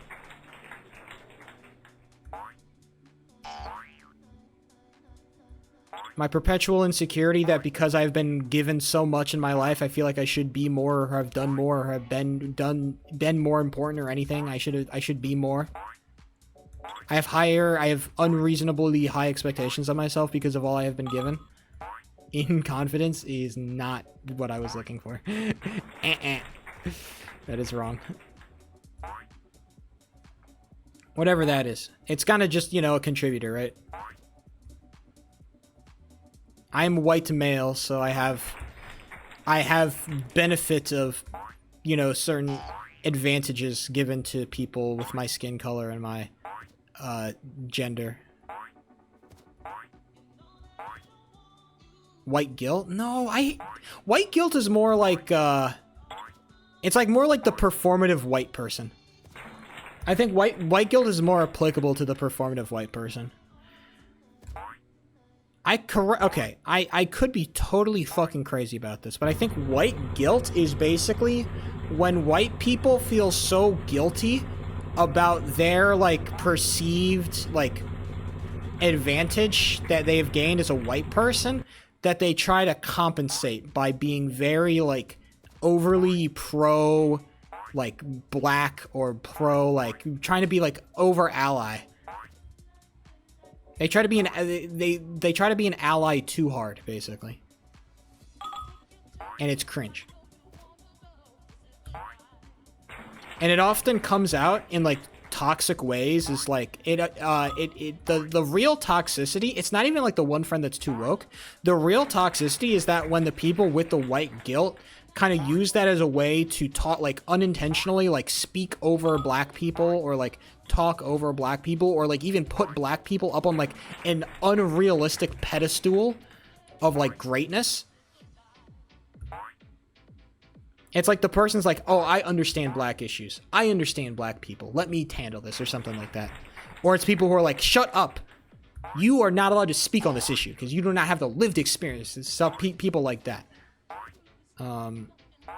There's a lot of ways that white guilt can manifest itself. I am blessed with not having any fucking white guilt whatsoever.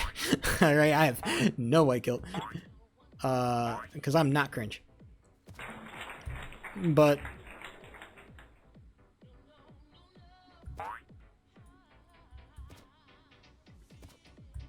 somehow that worked out nicely. White American people. is like this. Well, no, it's because all Europeans are horrifically racist, okay? You can't have white guilt when you're fucking a horrific racist, okay? What the fuck is my ball doing? Joke, obviously. Joke, obviously. Joke. I'm making a joke about Europeans.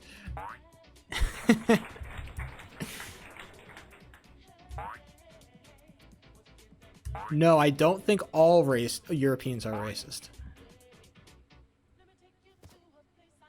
I just think most of them are now. Okay. I should stop making the European racist joke, okay?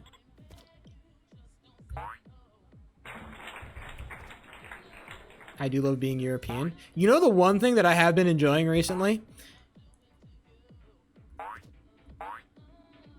I just hate the French.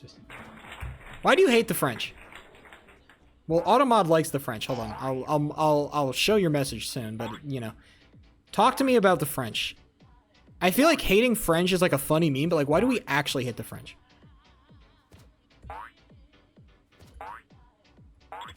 Like, what if, like, I want to hate better? I feel like I also want to hate the French. I want to hate the French, but I don't know how to hate the French better. I feel like everybody kind of just hates the French in like a basic bitch way. Yes, I have. That's fair, but it's like, I feel like there have to be better reasons to hate the French than just like, you sound weird. Because that makes me sound like the bad guy, right? It makes it sound like a bad reason. Like, if I'm in an argument with somebody who's like pro-French, and I'm anti-French, I want to have good reasons to back up my claim that French people are the fucking spawn of Satan.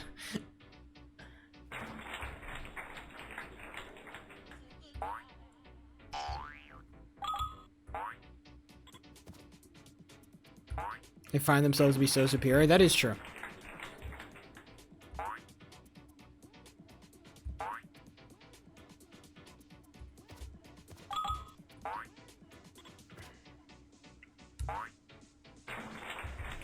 They still do colonialism? Good reason. I don't even know if it's true. I'm just going to take it at face value. Because I hate the French so much. Also, French food is mid. That is actually very true. I think that the gassing up of French cuisine that has gone on for generations by people like Michelin, the fucking Michelin motherfuckers, has been actually horrific towards like food culture in general. I think like whenever I see motherfuckers talk about like the mother sauces or like classical French technique, I'm just like cringing kind of internally. Like, what the fuck are we talking about? Classical French technique. Bitch. Of all the goated places to get food in the world, I think France is not up there.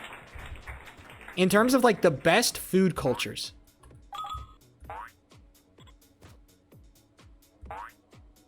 That's true. Okay, no, okay. Let's have okay, I want you to rank your top 3 cultures in no particular order with regards to food. I want 3 of the cultures that if you had to eat for the rest of your life, you could only eat food from that culture. What would you do?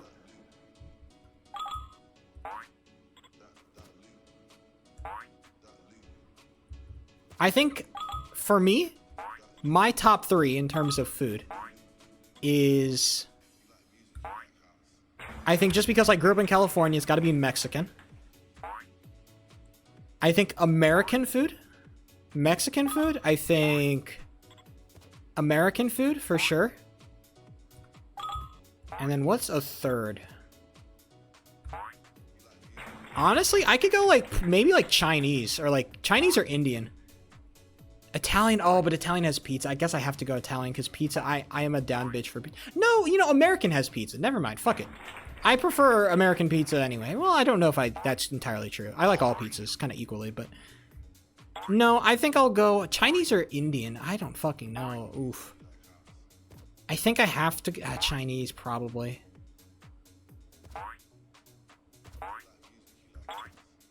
But honestly, it could go either way. Like, the moment you start getting into, like, Asia, like, your choices become so hard. Yeah, exactly. I think that you always go with like your home culture because you always like you know all like the crazy like I think the best part about like being in your like being a bigger part of a culture is that you kind of like know all like the little known stuff, right? All like the you know all like the deep down like secrets of the fucking food culture, right? I know that USA is great because all they do is like fucking fusion on everything. They have America is like the greatest like fusion culture where like everybody will just like, you know, something great melting pot America type shit, right? So we'll just have motherfuckers that are just like, yeah, I'm here from I'm an immigrant from China and I just added a bunch of like American ingredients to my Chinese food and now it's like America Chinese food and it's fucking fire and it hits. And I'm like, hell yeah. That's why I love American food. If we're talking like more like classical American food, like some like more like things that you could point to as like being authentically American as opposed to just like, you know, not stealing, but like adapting from other cultures. We can talk about barbecue. We can talk about soul food. We can talk about a lot of pizza culture. I think pizza culture is something I know a lot about, or I've done a little bit of looking into. Pizza culture is very strong in the United States.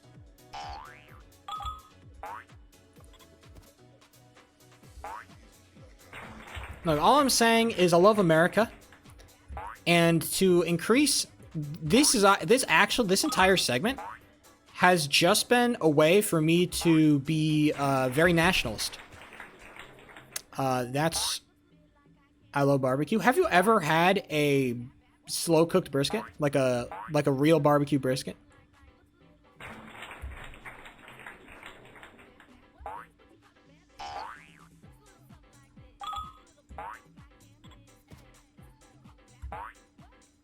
Brisket, yeah, brisket. Like, you know, no. As in like the piece of like it's a big ass piece of meat that you stick in a smoker and you cook it for like 16 hours. I have seen it and I want to try it. I have tried it because I went to I worked at the studio and we had a barbecue joint come in and they did like the brisket like that. Like you think. It looked like how you've seen it in the YouTube videos or the YouTube shorts, right? Here's what I will say. Okay? It's really fucking good.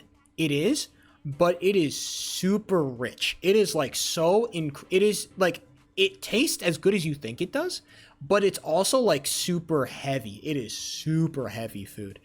I don't think they quite like you don't quite understand like how thick and heavy and rich it is. It is fucking crazy how thick and it is the heaviest food you'll ever eat. I swear to God, it will sit in your stomach like a fucking rock. But it'll be the best rock you've ever eaten. If I visit you, you better have brisket. Man, it's so hard to find like a good brisket place in like California.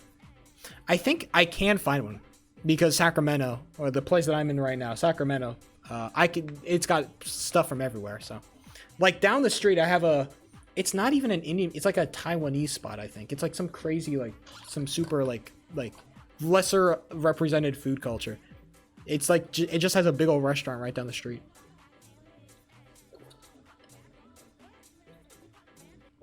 But yeah, it was good. I love brisket. I wish I could have more of it. I'm going to Spain in 2 months. I hate Spain, not because of any good reason, but because my Spanish teacher didn't like Spain because they spoke Spanish wrong. And I am automatically on the side of I am automatically a Latin America fan above a European fan. And that just goes for sports. So in Spain they speak Spanish wrong. Because they use vosotros, and vosotros is super cringe. This is kind of like, look, yes, they do. If you've ever, like a funny like quirk of taking a Spanish class in the United States, basically in Spanish, there's like a bunch of like personality clauses, right? Or like basically there are like ways that you express like like different, like basically like the way you conjugate verbs is like different based on what you're talking about. I think there's like a pretty like common thing among languages, not for English, but like in a lot of languages, like you conjugate your verbs based on who you're talking or like what you're talking about, right? If I'm talking about like me or myself, or I'm referring to you, or I'm referring to something in the past tense, their future tense, or I guess this is common in like all languages, you conjugate your verbs differently. And so in Spanish, okay, hold on. I need to like focus on this run, and then I'll explain why I hate why Spain speaks Spanish wrong. My run's kind of cooking right now. Hold on. Let me just get to level 11, and then we'll, you know, go from there. Did I get it? Okay. I'll just do it normally so I can get a crack at level 12. But what I was saying is that basically there are different ways you conjugate your verbs. And like there's 5 different conjugations, right? There's 5 different verb conjugations. It's fucking like to, like it's like to, usted, eres, or whatever the fuck. I forget a lot of my Spanish. But basically, in Spanish, there's a divide in how you conjugate your verbs. Because in Spanish, there is a verb conjugation called vosotros. And it's supposed to be used to refer to I believe, a group of people, but a group of people in like a respectful way. I think is like how you use vosotros, right? If I were, like, it's not ustedes, it is vosotros. Because vosotros also refers to a group of people, but it's like a much more casual way of referring to somebody. If I'm going to use vosotros, it's a much more, like, I think a formal way of addressing somebody. If you speak Spanish in Latin America, they don't use that. Vosotros is not used. And so every Spanish teacher that I've ever had was from Latin America. And they said, hey, I have to tell you about vosotros because it's part of the curriculum, but don't ever don't let me catch you using it. It's not, they never taught vosotros. They had to, technically, they had to reference it, but they would never like use it. So that's why Spain speaks Spanish wrong, because they use a different verb conjugation that Latin America doesn't use, like Mexico and, what are the other, like, Spanish-speaking countries in Latin America? It's like, whatever. Mexico, not Peru. I'm trying to think of the fucking Panama. Oh my god, I had a whole, like, geography lesson on, like, South America, and I'm fucking forgetting everything. I also don't know what countries speak, like, Portuguese or whatever. It's like the different languages bounce around. Yeah, basically, Spain Spanish sucks, and it's not good. Fuck Spain Spanish is what I'm trying to say. It's not real Spanish. It's bad Spanish. Okay, that's what I'm saying. That's my thing. What else did I want to say? Oh, yeah, so this is my whole thing. Basically, what this was all trying to get at, or not this all. Here's another like off-topic thing. While we're talking about cultural stuff, because I do love expressing my love for America. One thing that I have been loving recently is there's been a soccer player, or a football player, as you would call them, if you're European or anywhere else not in USA. There's a football player that's been doing good recently, and he's a red-blooded fucking American, bro. And I've been seeing compilation. I've been seeing TikTok edits of him. Christian Pulisic, Captain America, they call him, and he's apparently having a very good season so far. People have been saying he is like one of the front runners to win the Ballon d'Or, and I believe the Ballon d'Or is the biggest prize you can win as a footballer. It basically means you're the best footballer in the world for that year. The Ballon d'Or. Now, I've also heard that prize is fraudulent and bullshit. But also, what do I know, right? All I'm saying is that he's doing really good, and I'm happy. Because it means that my beloved American is finally doing something good in the goddamn European sport, or the everywhere else but America sport. Because unfortunately, US just sucks at soccer. And I wish they were better. I wish the US was better at soccer. I really wish they were. Because then maybe the rest of the world would stop talking so much shit on us all the fucking time. Or, not, okay, sorry. Not that they would stop talking shit, because they would continue to talk shit. It'd just be like, in this one area, I have no response. Like, if some, like, European or, like, South African wants to come into my chat and fucking talk shit, they can't really do it on a lot of stuff, because America just diffs. Except on, like sports-wise, it's kind of hard to argue sports-wise a lot of the time, because we just play a lot of different sports. Otherwise, it's boring. I enjoy soccer. I played it as a kid, and watching the World Cup in 2022, I think, gave me a lot of respect. 2022 World Cup gave me a lot of respect for soccer as a sport. It's very entertaining. I can understand why somebody could be glued to the TV. Also, it's a great sport because you can't add ad breaks to it. Fucking bricked itself. What do you think of that? I'm more concerned about G2. Sorry, G2 lost in Valorant and I'm mad about it.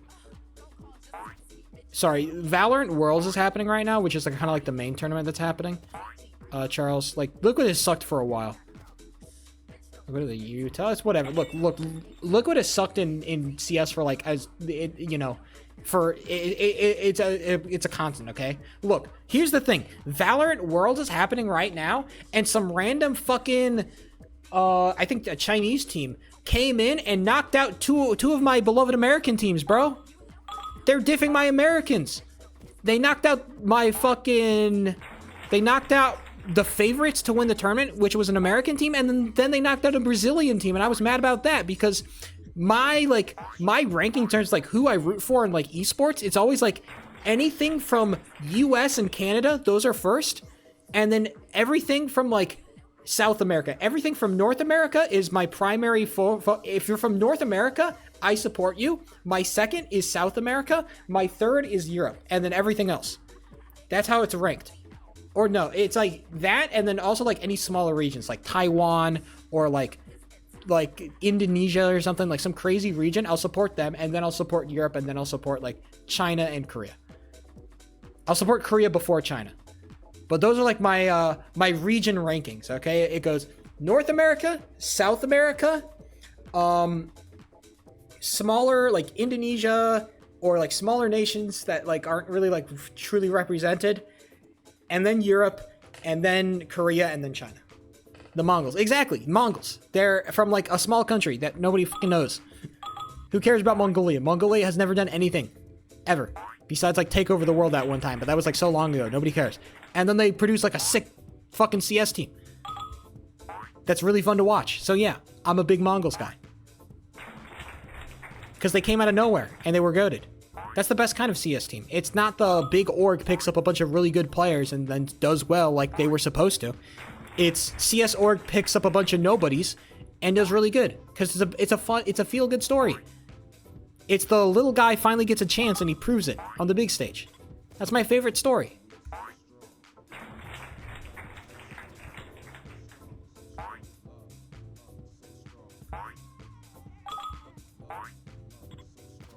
I mean, the next big tournament, I guess, is right now, actually. It's happening right now, is it not? The big, what's it called? It's ESL Season 22? Is it happening? Is it, like, streaming? Is there a game happening right now, I wonder?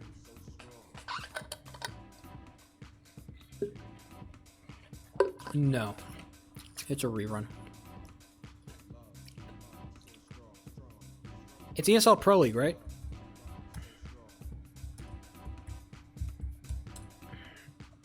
Yeah, ESL Pro League Season 22. Okay, hold on. Let's see. I was looking at this. Oh yeah, by the way, this is all bullshit. Some teams get to skip straight to Stage 2.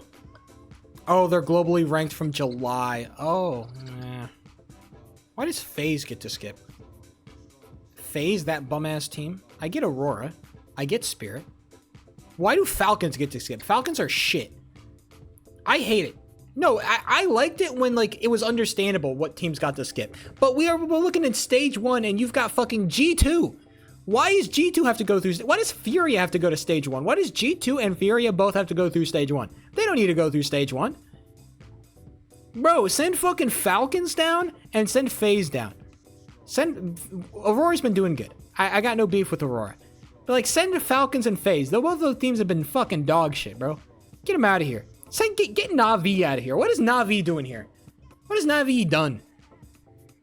Navi's been shit for like a while, except that one time when they won some shit. Why are they here? It's ridiculous. You've got G2 and fucking Furia against, like, I guess Gentlemates did okay. What are they, Spanish? Inner Circle Esports, Hutu, what the fuck? Furia's and G2 are getting demolished, never fucking mind, holy shit. Bro, G2 and Furia fell the fuck off. They're 1 and 2 right now. Never mind. Maybe they deserve to be down here. Holy shit. Energy sucks. Whatever. Energy sucks, but Energy always sucks. Energy's actually doing really good in Valorant right now. Gentlemates Legacy? I've seen the Legacy boys. I've never seen... M80 is apparently a... they got some Americans on them, so... M80, are they doing good? Oh, they're 1 and 2. Fuck. And they're against Furia. Oh, they're gonna die. I kind of want Furia to win. I kind of want Furia to win because they have Fallen. And I like Fallen. I am... Also, Furia is like the funnest team to watch, okay?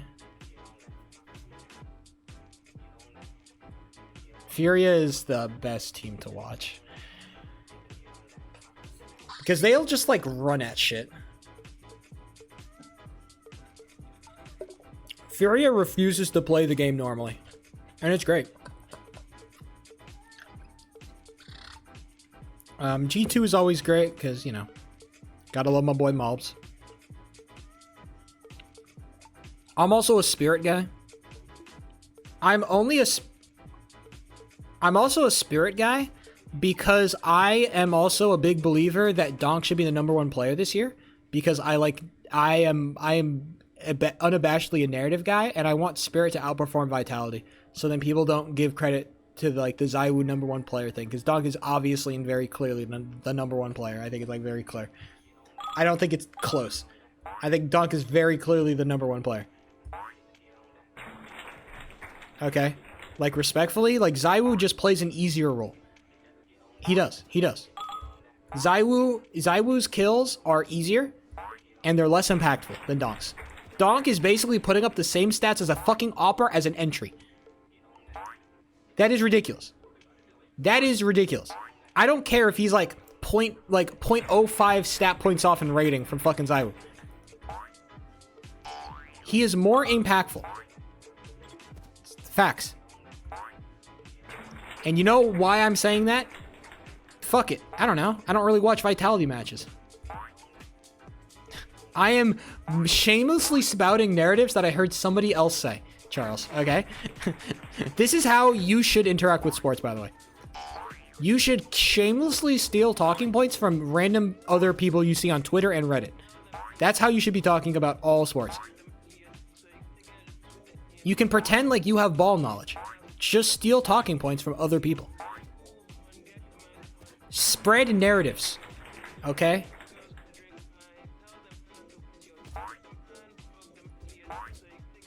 All right, spread propaganda for your favorite members.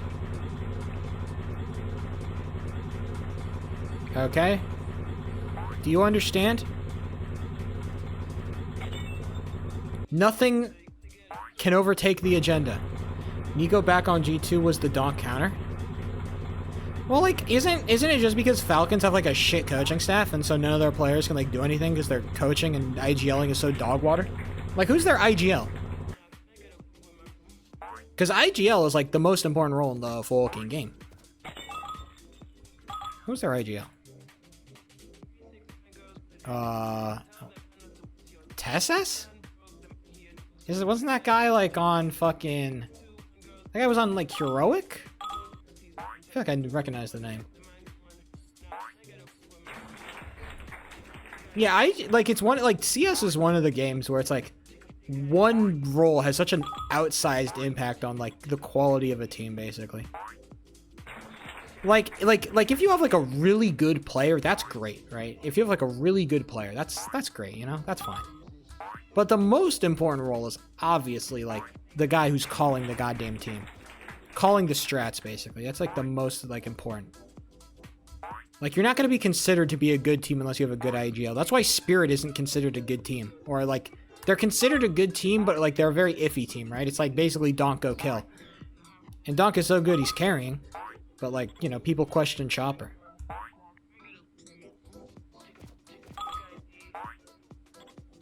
Man, whatever. I like that. I want Falcons to continue to fail. I don't care who they have on their lineup. I will go back to being a Nico and Monacy fan the moment they hop off Falcons. As long as they are on Falcons, I hate those motherfuckers. They're the worst players ever. The moment they hop off, hey, welcome back. I understand why you did it.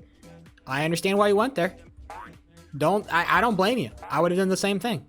I go directly to Falcons if I wanted the bag. And you know what? You want to retire from mom and dad. I respect it, brother. But I'm not going to root for you. Or your careers. I'm going to be actively rooting for your downfall and failure. Hop off Falcons if you want my support.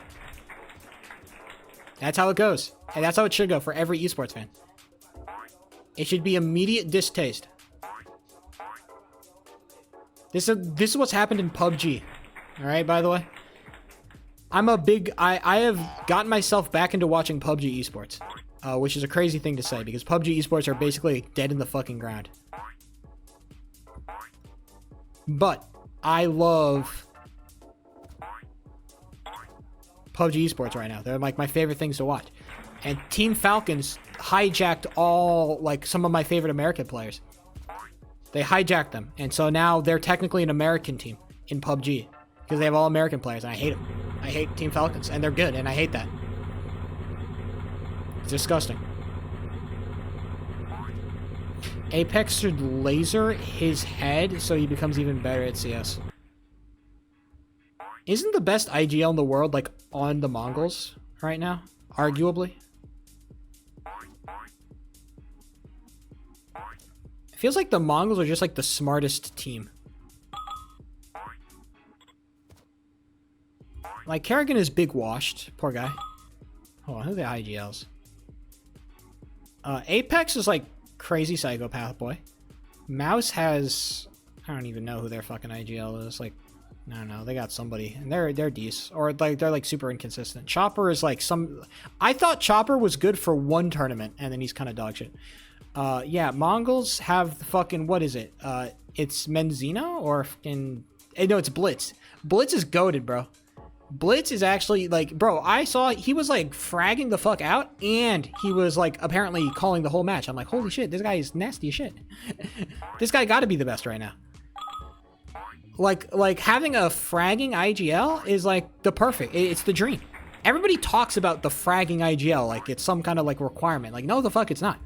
You don't need your IGL to frag to be a good team, right? Dead ass. I think the fragging IGL is like this big myth. I think consistently into the future, we will see teams that have IGLs that consistently underperform in terms of the numbers, but will find team success if they're good enough. If you are a good enough IGL, you will find success without having to frag out. But if you have a situation where not only is your IGL big brain, which is the more important trait, but also has the trait of being able to take heads off bodies, then fuck it, man. Who cares? The problem with Kerrigan right now is not that he can't take a fucking head off a body. That's not the problem. The problem is he can't call for shit. I feel like people have this misunderstanding. The problem is not that the problem is not that Kerrigan can't fucking shoot. That's like, that is a secondary problem. His main problem is that he can't call the goddamn game. He sucks. He doesn't understand the game. Okay?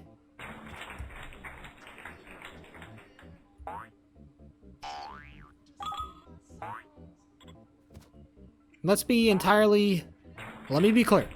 Charles, let me be clear. But I'm also watching Valorant Worlds right now, and also, League of Legends is gonna go soon. Oh, I'm so excited. Charles, the League of Legends is gonna happen soon.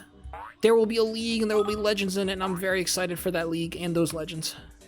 You must understand. This is a very big deal for me. As somebody who has become a big LOL. No, dude, I promise you. This is one of those things where I'm like, bro, I swear to God, if you got into it, you would understand how sick it is. League of Legends is unironically, like, I understand why it has survived for so long as a game. Its esports are so fun, bro.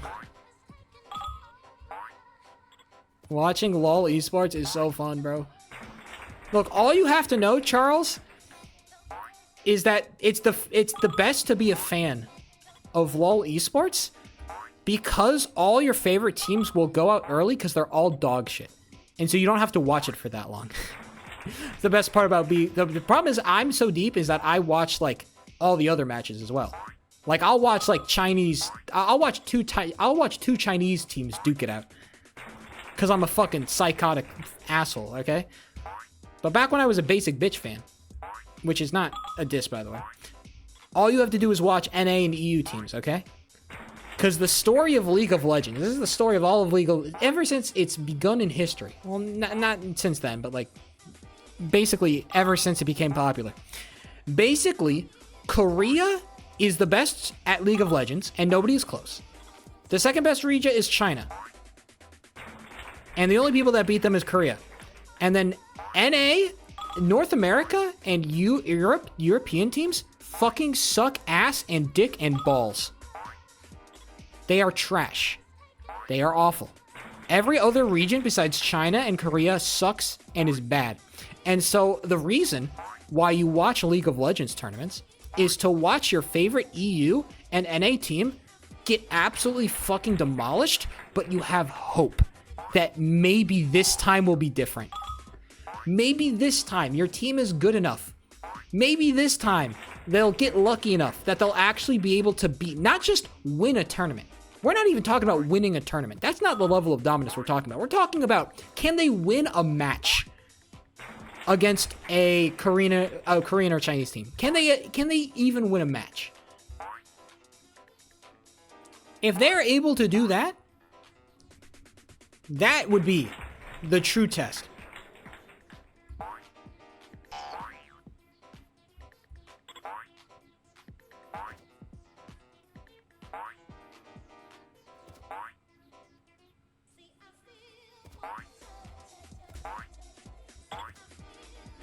So yeah, that's why League of Legends is fun.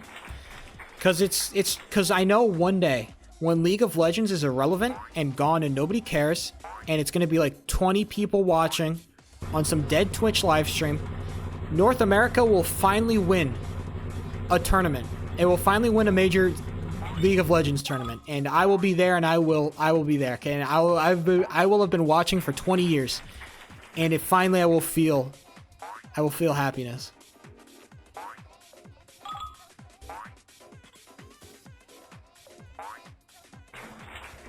That's why it sucks to be a fan of an esport that nobody watches, because there's nobody that you can talk to about it. That's why I hate watching PUBG esports sometimes. Because I can't tell anybody about PUBG esports. I can't tell you about how crazy this thing is. I can't say, dude, did you watch that thing? Did you know how crazy it was? I don't even get like validation from like random Redditors, because nobody on the competitive PUBG subreddit talks, because the game is dead. Nobody plays PUBG. The game is dead. Esport PUBG. Okay, so the way they do it is basically, it's every single like grand finals is made up of 16 teams, 64 players in squads of 4. Each team is 4 players, and you basically play like a normal PUBG game, but you do it 18 times. You play 18 games of PUBG, and whoever scores the most kills / placement points wins. Oh, sorry, I should talk about the point system. The point system is so ingrained into me. Basically, you get 1 point for every kill, and then you get points based on placement. If you're like number 8, you get like, I think 2 placement points. If you're like 8th, like the 8th team left in the lobby, if you go out in 8th place, you get like 2 points. If you go out in like sixth to fifth place, you get like 3. If you go out in fourth, you get, I think, 5. You go out in third, you get 6. You go out in second, you get 8. And if you go out in last, if you're the winner, chicken dinner, you get 10 points. And then each kill you get is a point. And kills are not like knocks. You can like knock people and then like revive them. No, a kill is like a fully like flushed kill. They can't respawn or whatever. Like that's a full kill.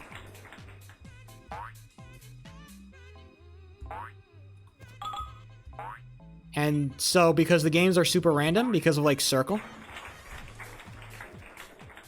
you play in to deal with all the randomness that is inherent with like the Circle and like bullshit that is in PUBG, basically just the Circle. You do the same game 18 times over 3 days, 6 matches every day. It means that watching a PUBG esports broadcast, it might start at like, it's usually like a 4 to 5 hour viewing affair for a single day of PUBG. And you're just watching the same 16 teams in a lobby, just fucking... Look, PUBG is a weird sport, where it's like, explaining it sounds stupid, but I swear it's sick. Like, once you, like, it's one of those things, like, once you start to understand, like, you'll start to get it, like, oh shit, like, some teams are just, like, smarter than others. Some teams have better mechanics, but it's like, okay, but they're not smart enough, so they don't get into good circle positions. They're not playing the circle correctly. Like, you know, they're not playing the map. Like, they're doing it this, like, there are way, like, better teams will usually be able to stand out from worse teams. Ironically enough, if you are a better team, generally it will be expressed. Fortnite Summer Scrim skills. I think Fortnite fucking sucks. Not because Fortnite isn't like skillful or like difficult or anything, but because I think the viewership experience of watching a Fortnite match is second to none in terms of awfulness. It is impossible to spectate a game of Fortnite and enjoy it. That's my humble opinion.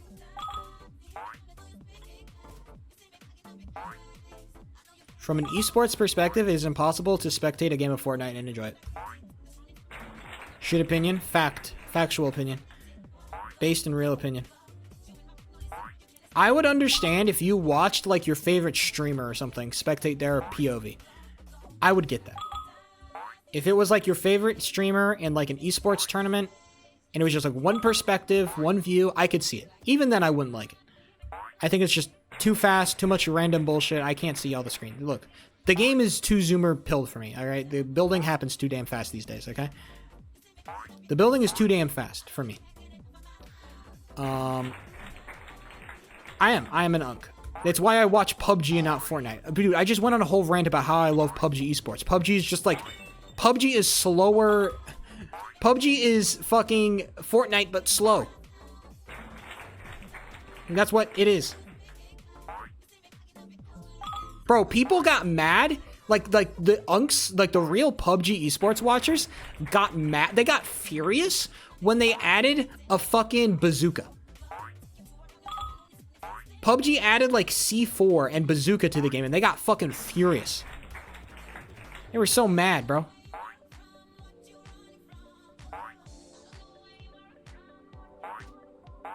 Are you tuning into Helldivers Esport? Isn't Helldivers like a PvE thing?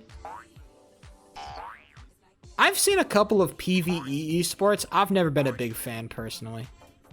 Like speedrunning competitions or stuff like that. I am generally not a fan of the PvE esports. I think esports should have some like player... You should have to interact with each other as a player. I was making up based. No, but like the thing is I've seen it before, MJ, and you know, I just don't like it. Like putting up 2 speedrunners up against each other, right? Who can finish the game faster? That's just not very interesting.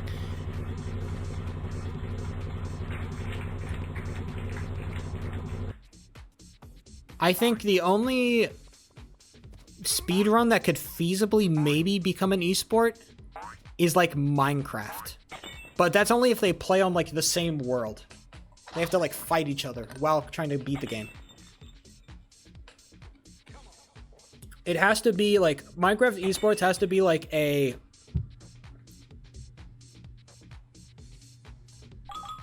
Same world as lame? No. I want them to fight. They should have to battle. MJ, here's my dream, by the way. Here's the event I want to hold. I want to host... Oh yeah, I saw that, but like nobody's gonna... It would have been shit anyway. 1.8 combat would have fucking been the shits for actual esports. But Minecraft PvP is kind of just the shits for esports, I think, in general. I think esports are not really like it's kind of hard. It's weird. I'll talk. I can explain my thoughts later, but I want to focus on this topic. What I was saying about Minecraft speedrunning. Sorry, I want to run an event where I open up a world, I open a server, and I basically give everybody the IP, and I say the person that gets the credit for killing the Ender Dragon, gets a $10,000. That's the Mr. Beast event I want him to run.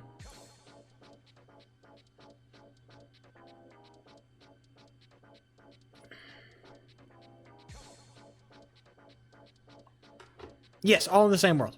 Whoever kills exactly. That's the fucking point, MJ. That's why I want to do it.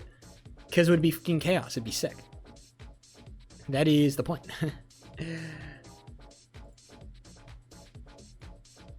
The point is that it is a disaster chaos zone.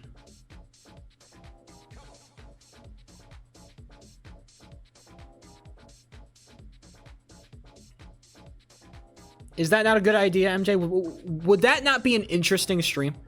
If I had enough like server capacity? No? What are you talking about? If I had pull, I think it'd be sick. I want to see who wins first. Yeah, that's the point. Yeah, the point is like whoever beats the Ender Dragon first wins. That's the final goal.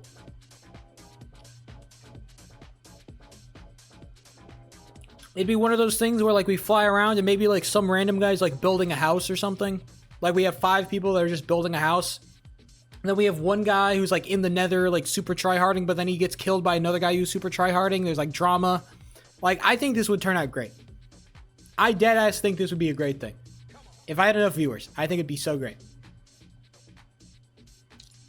No, it'd be a great video. It'd be a great stream, it'd be a great video. I think you're capping. I think you have no idea what good content is. It's like a Skeppy event. Skeppy videos used to be decent back in the day, back when they were like a novel idea. You put 100 people in a world and you make them do something. It's like Wilbur Soot videos, you know? I put 100 people in a world and I made them do a thing.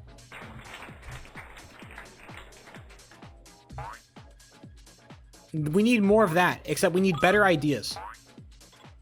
The problem is that I think that kind of content is eternal. It's just that people need more creative ideas.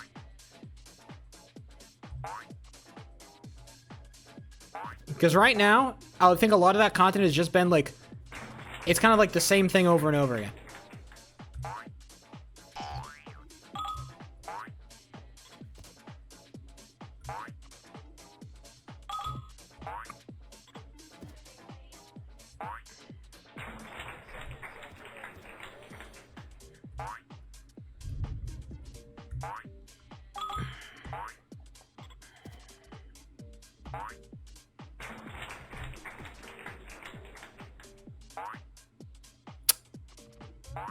The only problem is that I wish esports would evenly spread itself out for my viewing pleasure. Because now I have to wait. It's Tuesday, Wednesday, Thursday. Nothing happens on Tuesday, Wednesday, Thursday. There are no sports or esports happening on Tuesday, Wednesday, Thursday.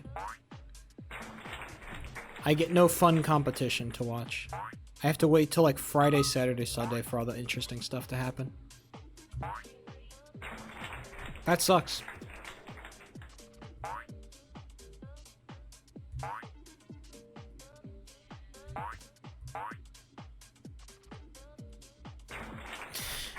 I wonder if this run will be anything. Not really, but at least 7 is resettable, so.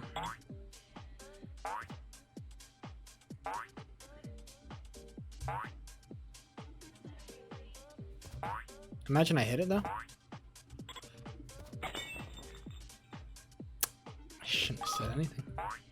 I will say, I feel like I've been hitting level 6 pretty consistently today. That, of course, will change immediately when I go into full runs, but hey, you know. While we're here.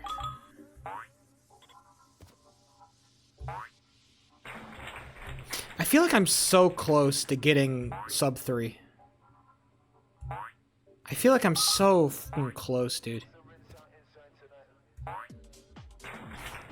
I hate this. It feels like I've been trapped at this, like, the eternal crossing point. That one day I will cross the line, but I just don't know when that is going to be. So I'm just stuck.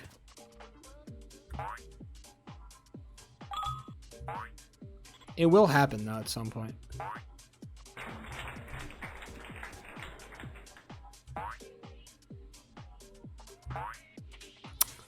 I think that was it. I just clicked late on my last jump, which is really funny. Because that's the jump you're not supposed to miss. What else is happening, esports-wise? I'm trying to think. Let's see. It's talked about PUBG, talked about CS, talked about Valorant, Fortnite. Rocket League is done for a while, and I don't really watch like Rocket League unless it's like Worlds, and Worlds is over for Rocket League, so who really cares? Oh.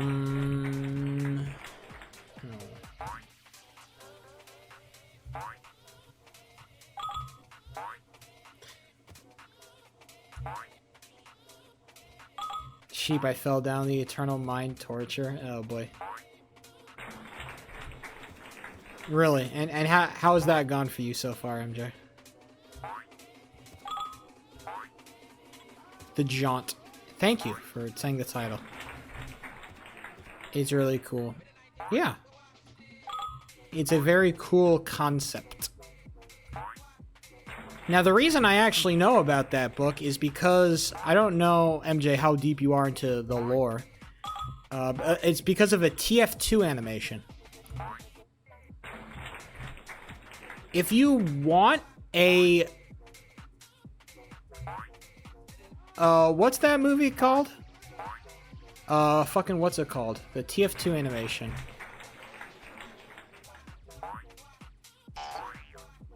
What's it called? I can look it up, actually. I'm gonna look it up.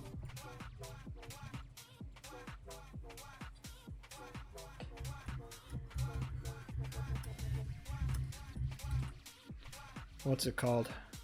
Yeah, Emesis Blue. Yeah, that's the one. Emesis Blue.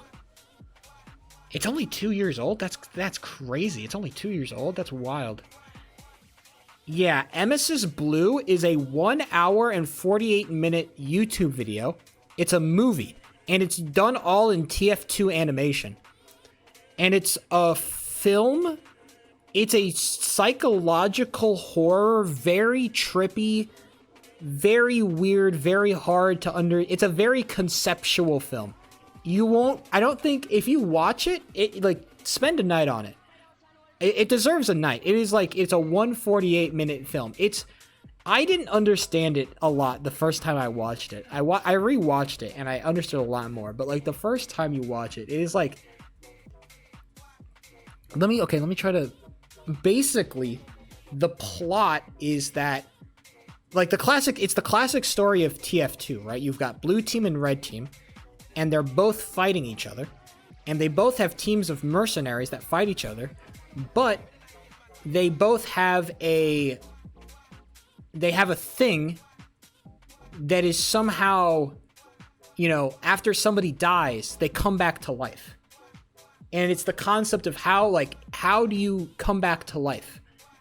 If you're a mercenary and you're on the battlefield and you just got killed, how do you come back? How do you come back to life? And it's a film about that concept. I don't want to say anything more. Hold on, I can read you. Hold on, I'll read to you the description. Here's the description in the YouTube video. On Halloween night of 1968, an executive of the Builders League United Corporation mysteriously vanishes in Mortem, New Mexico. A private detective and washed-up war veteran team up to find him, yet the man they hunt is more dangerous they can possibly imagine. That's a much better synopsis of the film than I could have made. I haven't watched it in a while, but yeah, it is. Yeah, watch an explain video about it. Honestly, there's an explained video that is longer than the actual film itself, so you can go watch that. Yeah, it's a fucking crazy fucking film, dude. It is insane.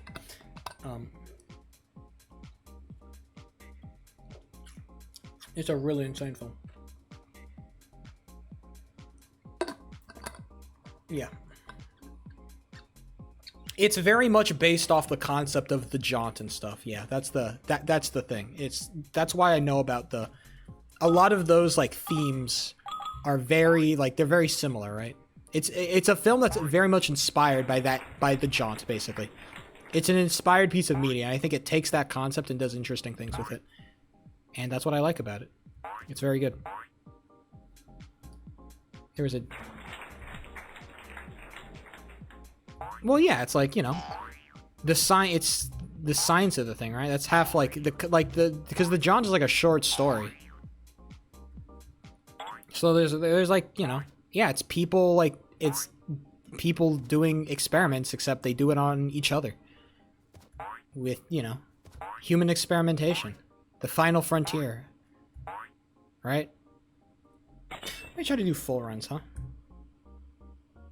No destination into the jaunt. What happens? We don't know. I guess we'll figure it out.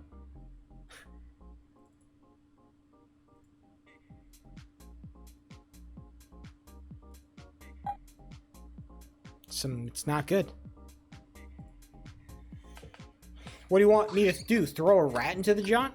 What are they going to tell you? Yeah, you can tell... You can't look into the mind of a rat. You can't have a rat take the jaunt and expect it to tell you what it went through. What's that one game? I watched a film about the game. It's the game where it's like your mind. Oh my god, there's like some horror game. I think Pyrocynical made a video about it or something. It was like some video about it. Some explained video where it's like the death of humanity, basically. Humanity is basically dying, and you are basically a mind inside of like a machine, basically. Your human brain has been preserved inside of a machine.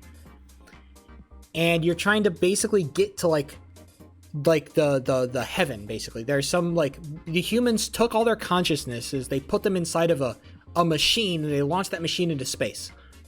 And that machine is where everything is, right? That's where all the human consciousnesses are. That's where all the brains are.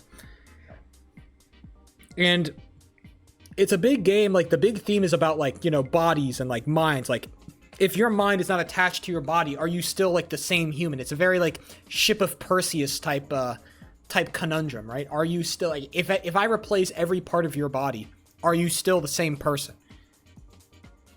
Right? And the one thing one really cool thing that they did to the theme is that they have this thing where you teleport certain times in the film. Like, I need to teleport to different places around the world to like finish this horror game, but they don't teleport.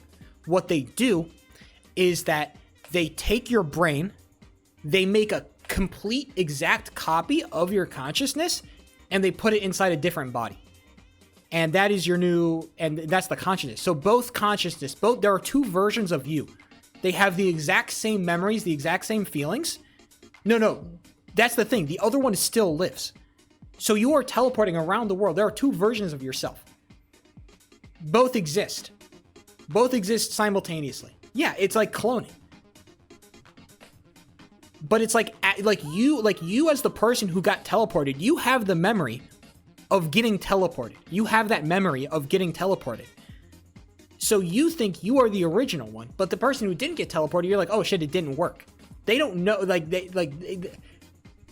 that's crazy. It's a very interesting way of like approaching the topic of like, who are we? What are we? Like, basically what I'm trying to say, apparently it's a good game. I watched it through an explained video. The gameplay looked really fucking boring, like most horror games do. Most horror games' gameplay looks kind of boring. So I prefer watching somebody else play it, or watching an explained video about it.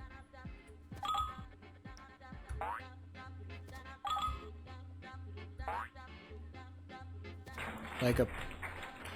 Well, yeah. MJ, it feels like there's no good teleportation, okay? It's only teleportation with downsides, okay? You gotta become a fucking... Well, Rick and Morty is not good.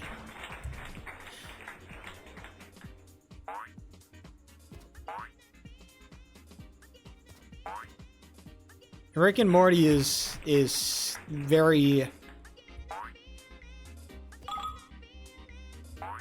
I watched like the first season of Rick and Morty, and it kind of got like gross and weird and very, very like... It was very like, what's the word I'm looking for? It felt very elitist. It's like me, you know? It felt like it was way too elitist for its own good. Like, it was like too heavy on the sarcasm sometimes. The humor sometimes was just not for me. Like some very aggressive... And then also, I just hate when... I hate when voice actors... This is just a personal peeve of mine. It's the reason I don't like South Park. I just hate when people do, like, annoying voice actors. Like, annoying voices for the fucking bit. Or, like, because it's supposed to be funny or whatever. I hate when, like, an annoying voice is supposed to be, like... That's the joke. I hate that shit. It's why I hate South Park. It's why I can't stand watching South Park. Is because the bit is that, like, the voices are... It's supposed to be annoying. Laugh. And I'm like, this isn't funny. It sucks. Really? I don't know.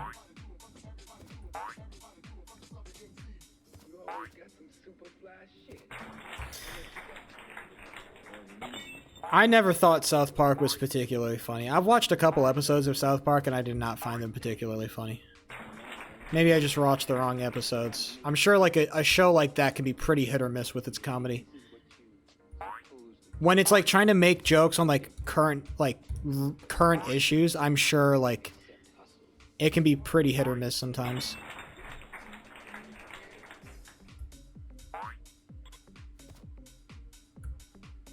I'm not being a negative Nancy. I am being a negative Nancy. At least I'm being an honest negative Nancy. What show did I enjoy the humor of? I think a lot of Phineas and Ferb humor holds up. I think that's a pretty biased take, though.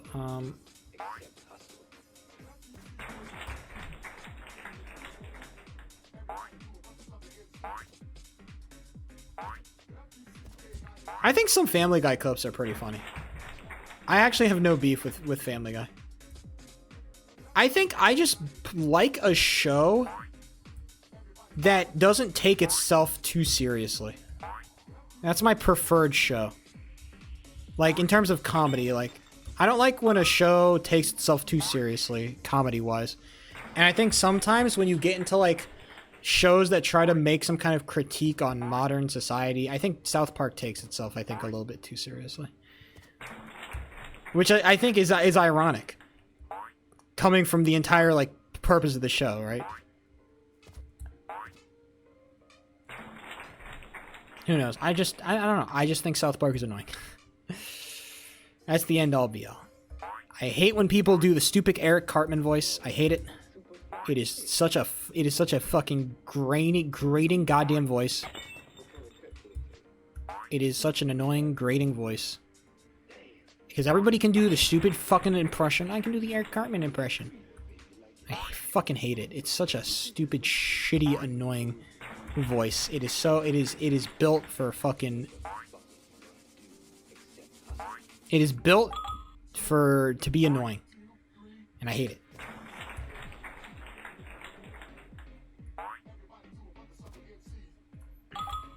So yeah, that's all. I am not a fan of South Park. I'm not gonna go. I think in the past I'd go super hard on South Park. I just don't think I've watched enough South Park for me to go super hard on it. Maybe it is actually funny, and I just haven't watched it at all. Yeah. Then also like the shitty animation turns me off. But I get that's the point. It's supposed to, you know, look bad and sound bad. Like that's the fucking point of the thing. I still don't like it though. My same. No, I did not, and I'm not going to. Or at least not for a while, so don't ask.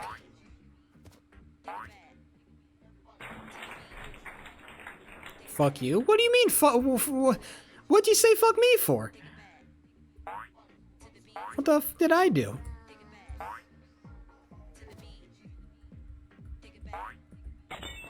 What? Why am I not hitting my level 4?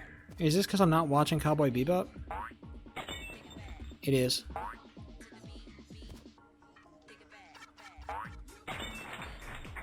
Okay. I just need to hold jump hop longer. Missing peak? I'm sure I am.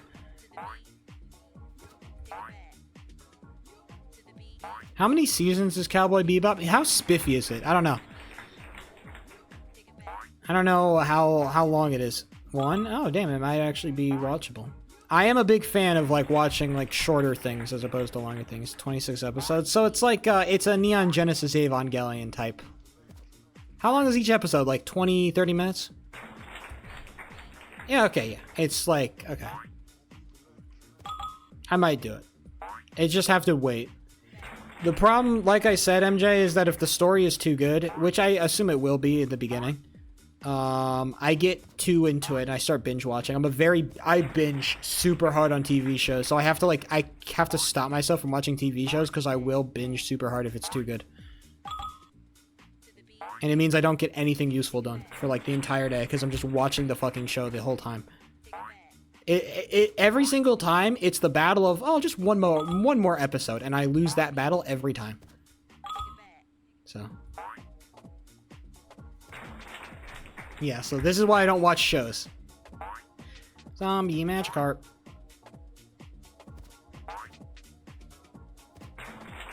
Neon. What's up, Neon? We're gonna get a run past 6. Believe it. Okay, you just gotta trust the process. We haven't gotten one today, but level 6 has been pretty good. Has been pretty nice to me today, overall. So I assume at least one of our runs gonna get there. Except the problem is level 4 has actually been my killer. I don't know why. Oh shit, I fucked up 3. Level 4 has been bad for me.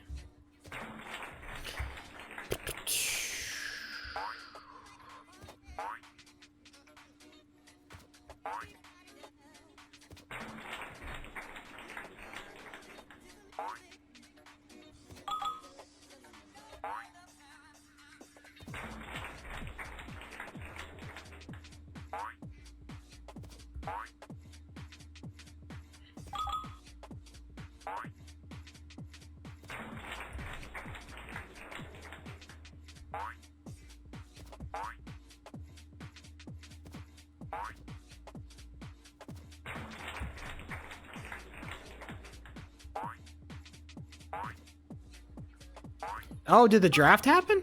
Wait, did they put out the results of who got drafted? Hell yeah. Dude, wait, hold on. Didn't the Grizzlies draft, like, Willie? Like, hold on, wait, what the fuck? Did Willie quit or something? Or is Yuppie on a different team? Is Yuppie now no longer a Grizzlies guy? I thought he was a Grizzlies guy.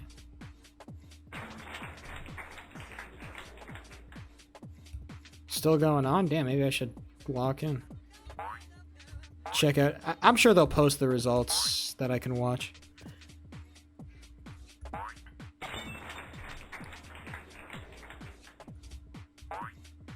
They still have Will and yeah, that's why they why they fucking stocking up on good goalie prospects. I thought Willie was a really good prospect. Apparently, people didn't rate him as highly. Probably I didn't see him play, and fucking damn, I missed 6. That sucks. I didn't see him play 3s, but every time I've seen Willie play 3s, I thought he looked pretty good. Maybe, I don't know. I don't know if he plays like in Nam or anything. I assume he does, but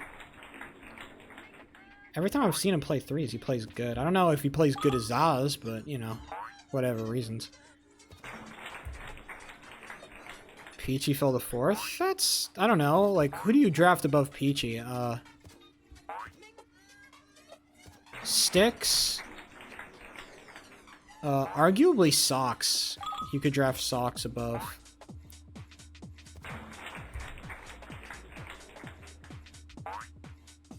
Maybe like 60? Who's the other guy in the fucking Mallards that carried hard? Or, oh yeah, Pantycam. I think Pantycam goes above Peachy. From what I've seen, I think Pantycam goes above. Pantycam, Rayado, Plorks. Plorks? That's crazy. Yeah, that makes sense. Okay, no, I think that's... Rayado is kind of crazy going that high. I don't think Rayado should be going that high as a goalie. I think they're... unless your Nom team needs a goalie really bad, which, I don't know. Maybe a bunch of goalies are just quitting because they're getting bored of Nom, which is kind of like the you know, it happens for all the goalies, right? You kind of realize like, oh shit, I'm not good enough, right? Because as a goalie, you're not fighting to be good enough. You're fighting to be better than everybody else that wants the spot, right? So you realize it's not that I'm not good enough, it's that I'm not the best option.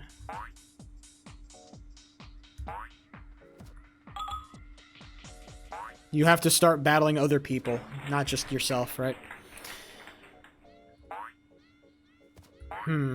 Interesting. I mean, I thought there were plenty of, like, weaker goalies in the BHL that probably could, you know, be replaced, but we'll see what happens. Some good goalies in Nom. I didn't really watch those two super hard. I was more focused on doing my shit, but... Dexo? Okay. Yeah, okay, people are just trolling now. People just having a good time. After, like, I think every draft, like, after the first round, it doesn't fucking matter where you get drafted. It's like, if you got drafted, it's like, whatever, right? People are just clicking names at this point, right?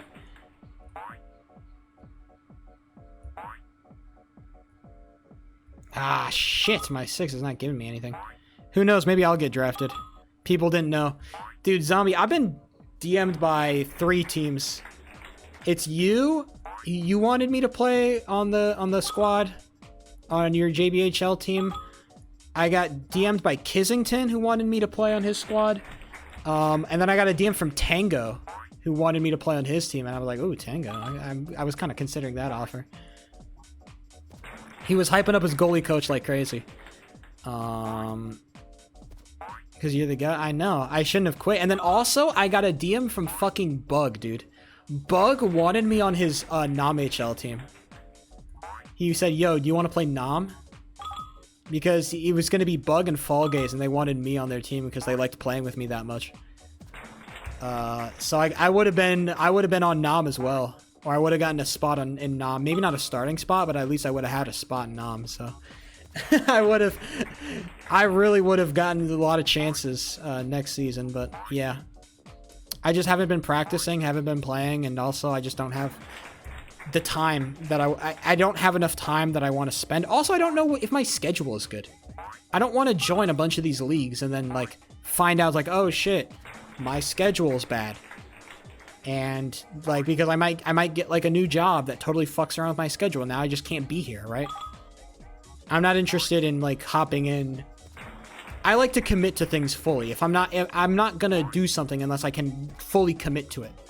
So I don't want to sign myself up for a full season of play if I know that I can't be there. Right? That would suck if I had to, like, leave halfway through the season for, like, other shit.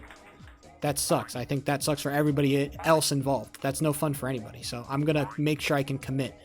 And I'm not sure if I can commit. So I'd rather do, like, some lower committal stuff. Maybe do some media stuff. And maybe I'll do a comeback. Maybe I won't. Maybe I'll just enjoy doing media so much. I'll just keep doing media, and I'll just be the media guy. That's fine by me, too. I think I'm a... It's not that I'm a bad player. I just think I'm a much better caster than I am a player, you know?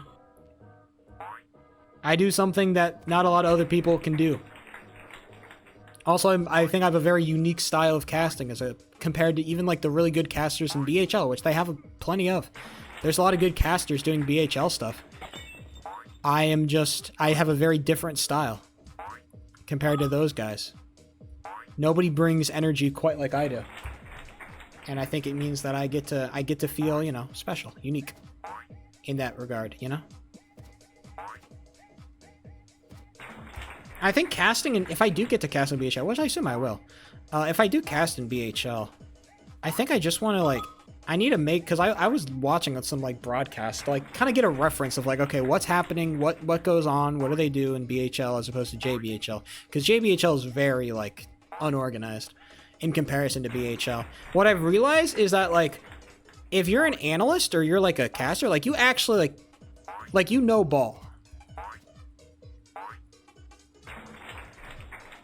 Like, and so I think, like, because I know that my co-caster knows ball,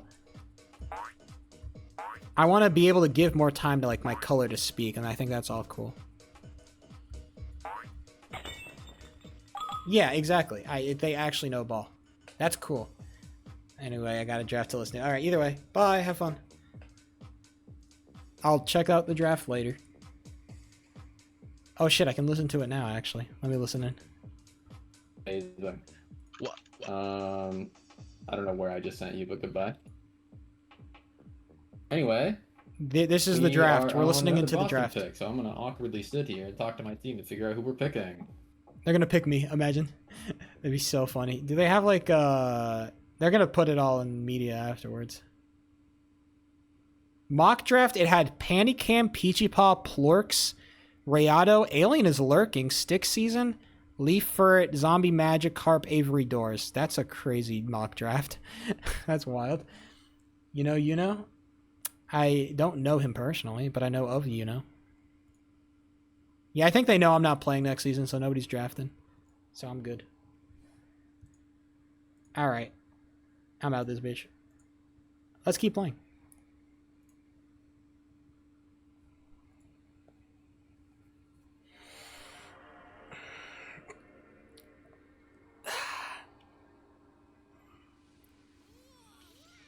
My back. Bro, want to get drafted so bad? I don't, actually. Like, MJ, if I wanted, like, to do all of this, I could, alright? If I wanted to play, I'm doing this for you, MJ, alright? I don't want to subject my viewers to another season of hockey, okay? I don't want to do that to you. That's not fair. To anybody involved.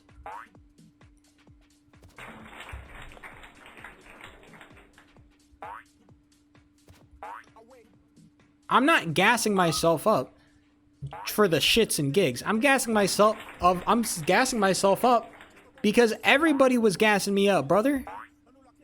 I don't know what to tell you. I had a whole I had DMs full of people gassing me up. Saying, Sheep, man, I want to play with you, man. Sheep, bro, I'd love to have you on my team, bro. Are you kidding me?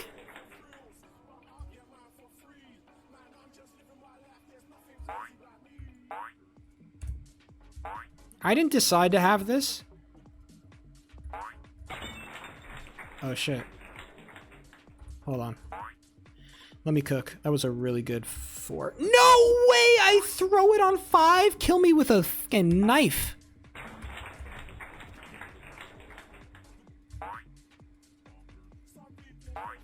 Nah, I can't get a 6 to save my life either. Damn. Charles, I think you're being sarcastic. Something about your tone is giving... Sorry. To be fair, I feel like Charles has been hating like I'm not. I don't know about that. I think you like watching the games, not the actual practice that comes along. What you didn't see behind the games is the hours of practice that Sheep put in off camera. And it was hours. For like for basically 2 months. It was like every night it would be like 3 hours of playing blocky hockey.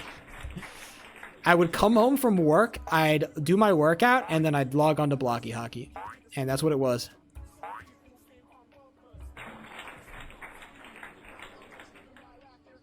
You think I got good just like that, bro?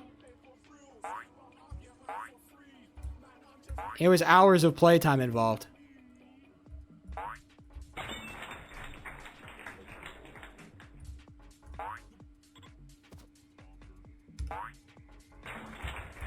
Yeah. The games were fun. I like I said. I don't know if I'm done. Okay, hold on. I'll talk about this. Let me focus. I just got past level 6.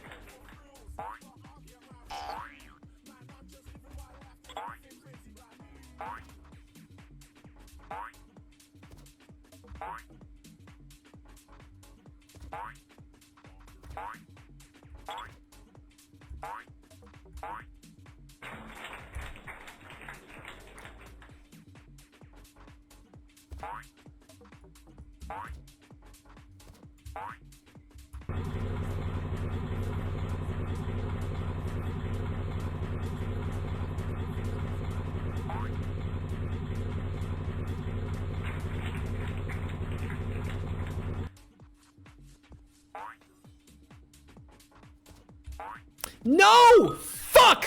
Ah! I throw it on fucking 9, I get a gold split on 7, and I throw it on 9 because I can't hit the frame perfect? Oh, just kill me, dude. Oh. Oh, just fucking kill me, dude. Oh, dude, it was a fucking run. I hit 6, I hit 7, I hit 8. I get a gold split on 7, I hit 8 perfect.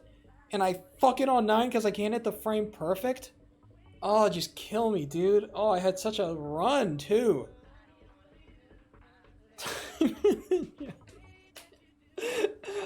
Ah, that sucks. Oh my god, I had a run and a half. A gold split, dude. What's the last time I got a gold split on anything? I haven't even had a shutout game before. Fuck, dude. Oh, that blows.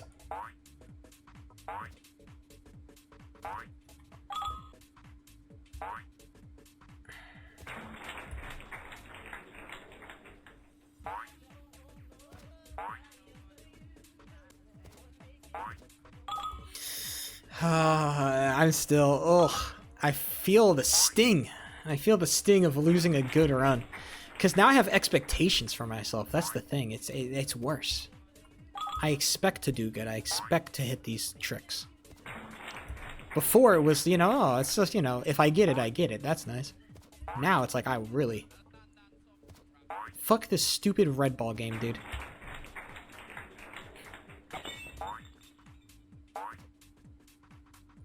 Give me my sub 3. Ah. I want my sub 3, dude. I've played so much goddamn red ball. I deserve a sub 3. I deserve a sub 3. And the thing is, I'm not even... In this case, I'm not even intrinsically motivated by external validation. This isn't even a situation where I would even consider cheating. Because I could cheat my sub 3. Maybe I could. Maybe I should cheat my sub 3. I could cheat my sub 3. I could try. But I'm not intrinsically motivated by in this particular instance, the thing that's driving me is not the intrinsic motivation of others. I'm not looking for validation. I just want to fucking do it. Okay? I don't want to put in fucking how many hours I have into this fucking game to what? Cheat a run? What the fuck am I doing at that point? I'm cheating, or I put in that many hours just to cheat a run. How cringe. Why would I put in all this time just to cheat the damn thing? That seems counterintuitive. The sunk cost fallacy demands that I don't cheat shit.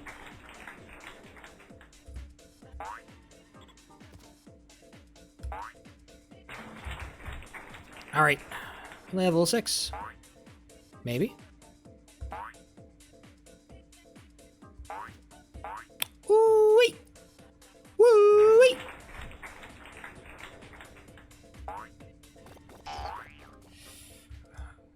Oh no, it might be too close. Oh, we work out. It's not a good 7, but it's not gonna kill you. That will kill you. In terms of speed. How many seconds am I down? 2? 3? Fuck. I don't know if I come back from that. I don't know if that's comebackable.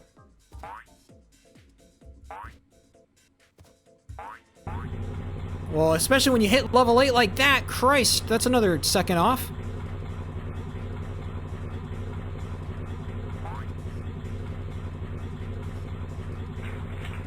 don't know. It might be cooked, Motor Jam. And I don't hit the frame perfect, okay. Thank God. I thought I was like actually gonna do something there. Holy shit, thank fuck I didn't hit the frame perfect. If I hit the frame perfect, I would have been pissed. I missed 7. I missed 7. I missed 8. And then I would have hit 9? Oh my God, I would have cried. Motor Thin Jam.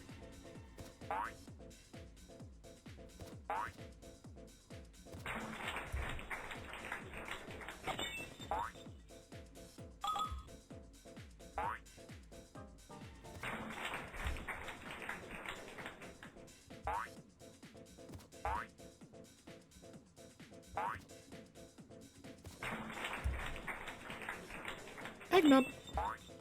Eggnub, you remind me of a guy called Eggcat, who's a goalie for the NAMHL. And I know him because he gassed me up one time. He was in my DMs, like, talking to me about goalieing shit because he was also a goalie for Rimouski, and he saw me being a goalie for Rimouski, and he's like, yo, I was also a goalie for Rimouski. I got, like, we got kinship. And I'm like, all right, for sure, for shit, show. He's always telling me some stuff. And I'm like, thanks, Unk, for the advice. So, technically, Eggnub, that was you, when you really think about it. You were actually the one giving me that advice, so thank you for dropping some knowledge on my fucking dome.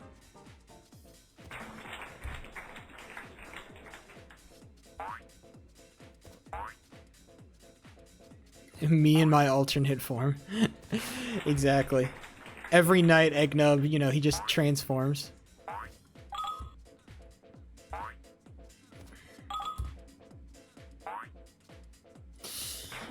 I feel like today is not the day that I get my sub. Oh, it's getting night outside. You can see the lighting. Man, the lighting's actually been changing, bro. It's not summer no more, bro. It's dark outside now, bro. I gotta get better lighting.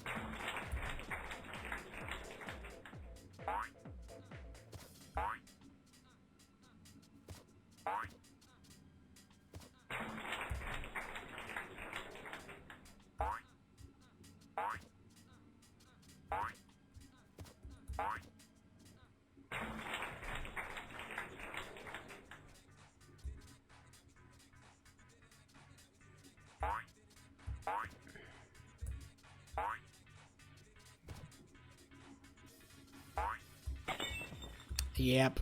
I went way far back for that one. That was never gonna happen.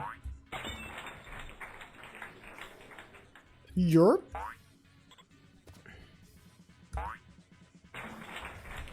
Maybe I'll hit 6, though. If I'm a good boy. Oh my God. If only somebody would say it to my face.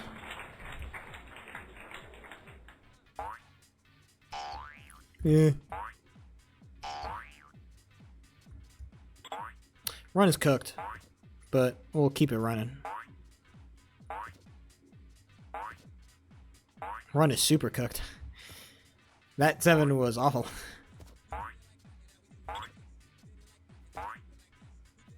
Pete Hegseth has a child called Gunner. Pete Hegseth? Mr. Leak in the group chat? Pete Hegseth? You gotta love him. Isn't Pete Hegseth always out here doing some head? To be fair, like the entire Trump administration is like out here doing some head. That's kind of like their whole motto. Like, we out here doing some head ass shit. It's kind of what they do. Oh, Mr. Trump, any plans today? I don't know. Do some head ass shit.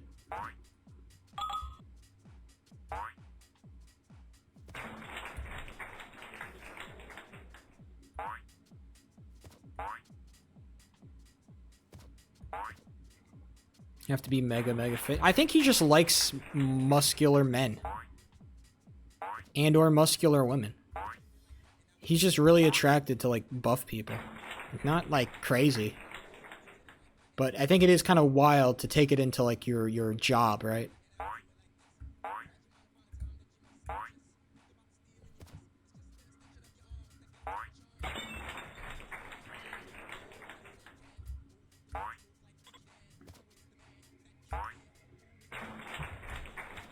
Imagine.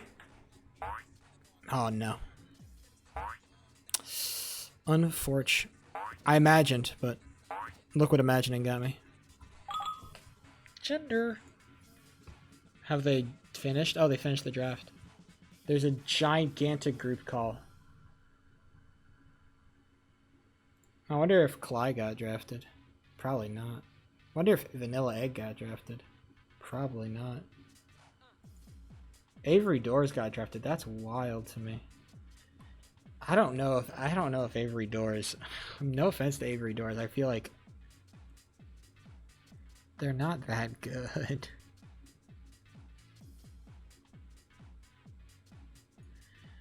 No offense. Do they have a list of everybody who got drafted, I wonder?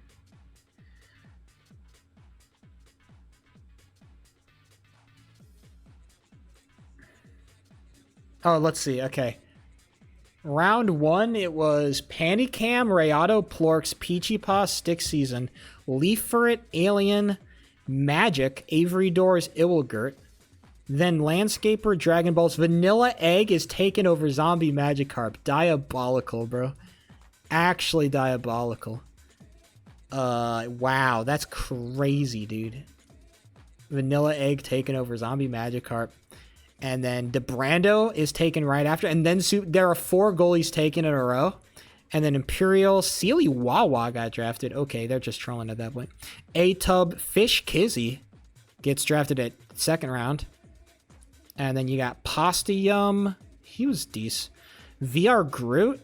Okay. It's Kev Out. Okay.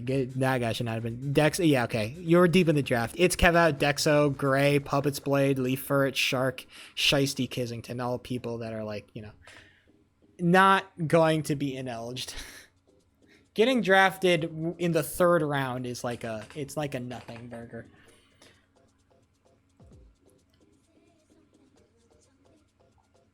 Getting drafted in the 1st round is like, okay, you might have something. Or, sorry, getting drafted in the 1st round is, you definitely have something. We want you. Getting drafted in the 2nd round is like, you know, consolidation prize. You might be useful. And then getting drafted in the 3rd round is, I don't know any other names of players.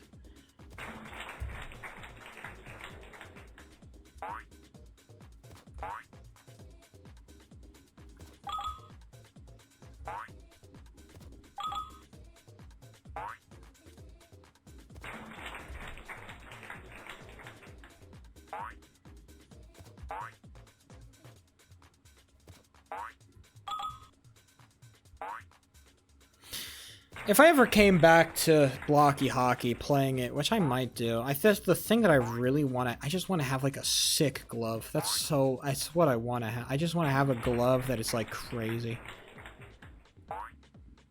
Because like positioning and everything is like cool, but like being able to supplement it with like a glove, dude.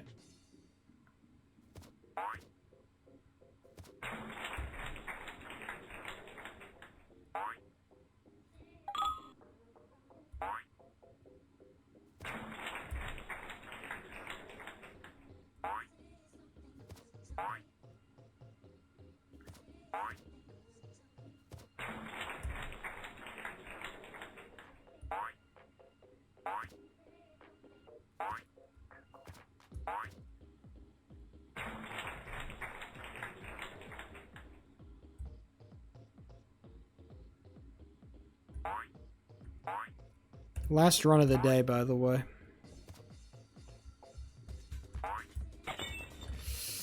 Fuck, what a shitty way to end the last run of the day. With a muffed 4. I've been going way too far back on 4. It's a really, really bad habit.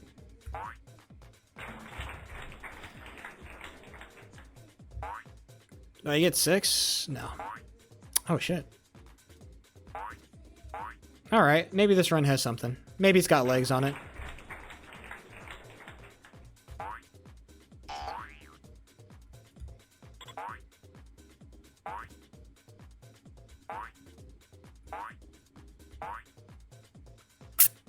Kind of a sick recovery from yours truly.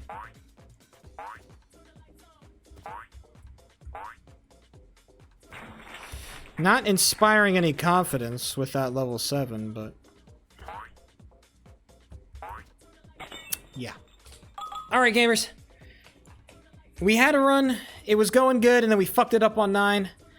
So at least we know where we need to improve, where we need practice, where we can go. All good things. Either way, it's been real. It's been fun. It's been real fun. I'll be back on Thursday, hopefully with a little bit more knowledge and a little bit less fear in my heart. Either way, bye. Or sorry, I should do my peace. Bye. I gotta do both. I'm doing my outro wrong. It's been real. It's been fun. It's been real fun, but I've got to get out of here.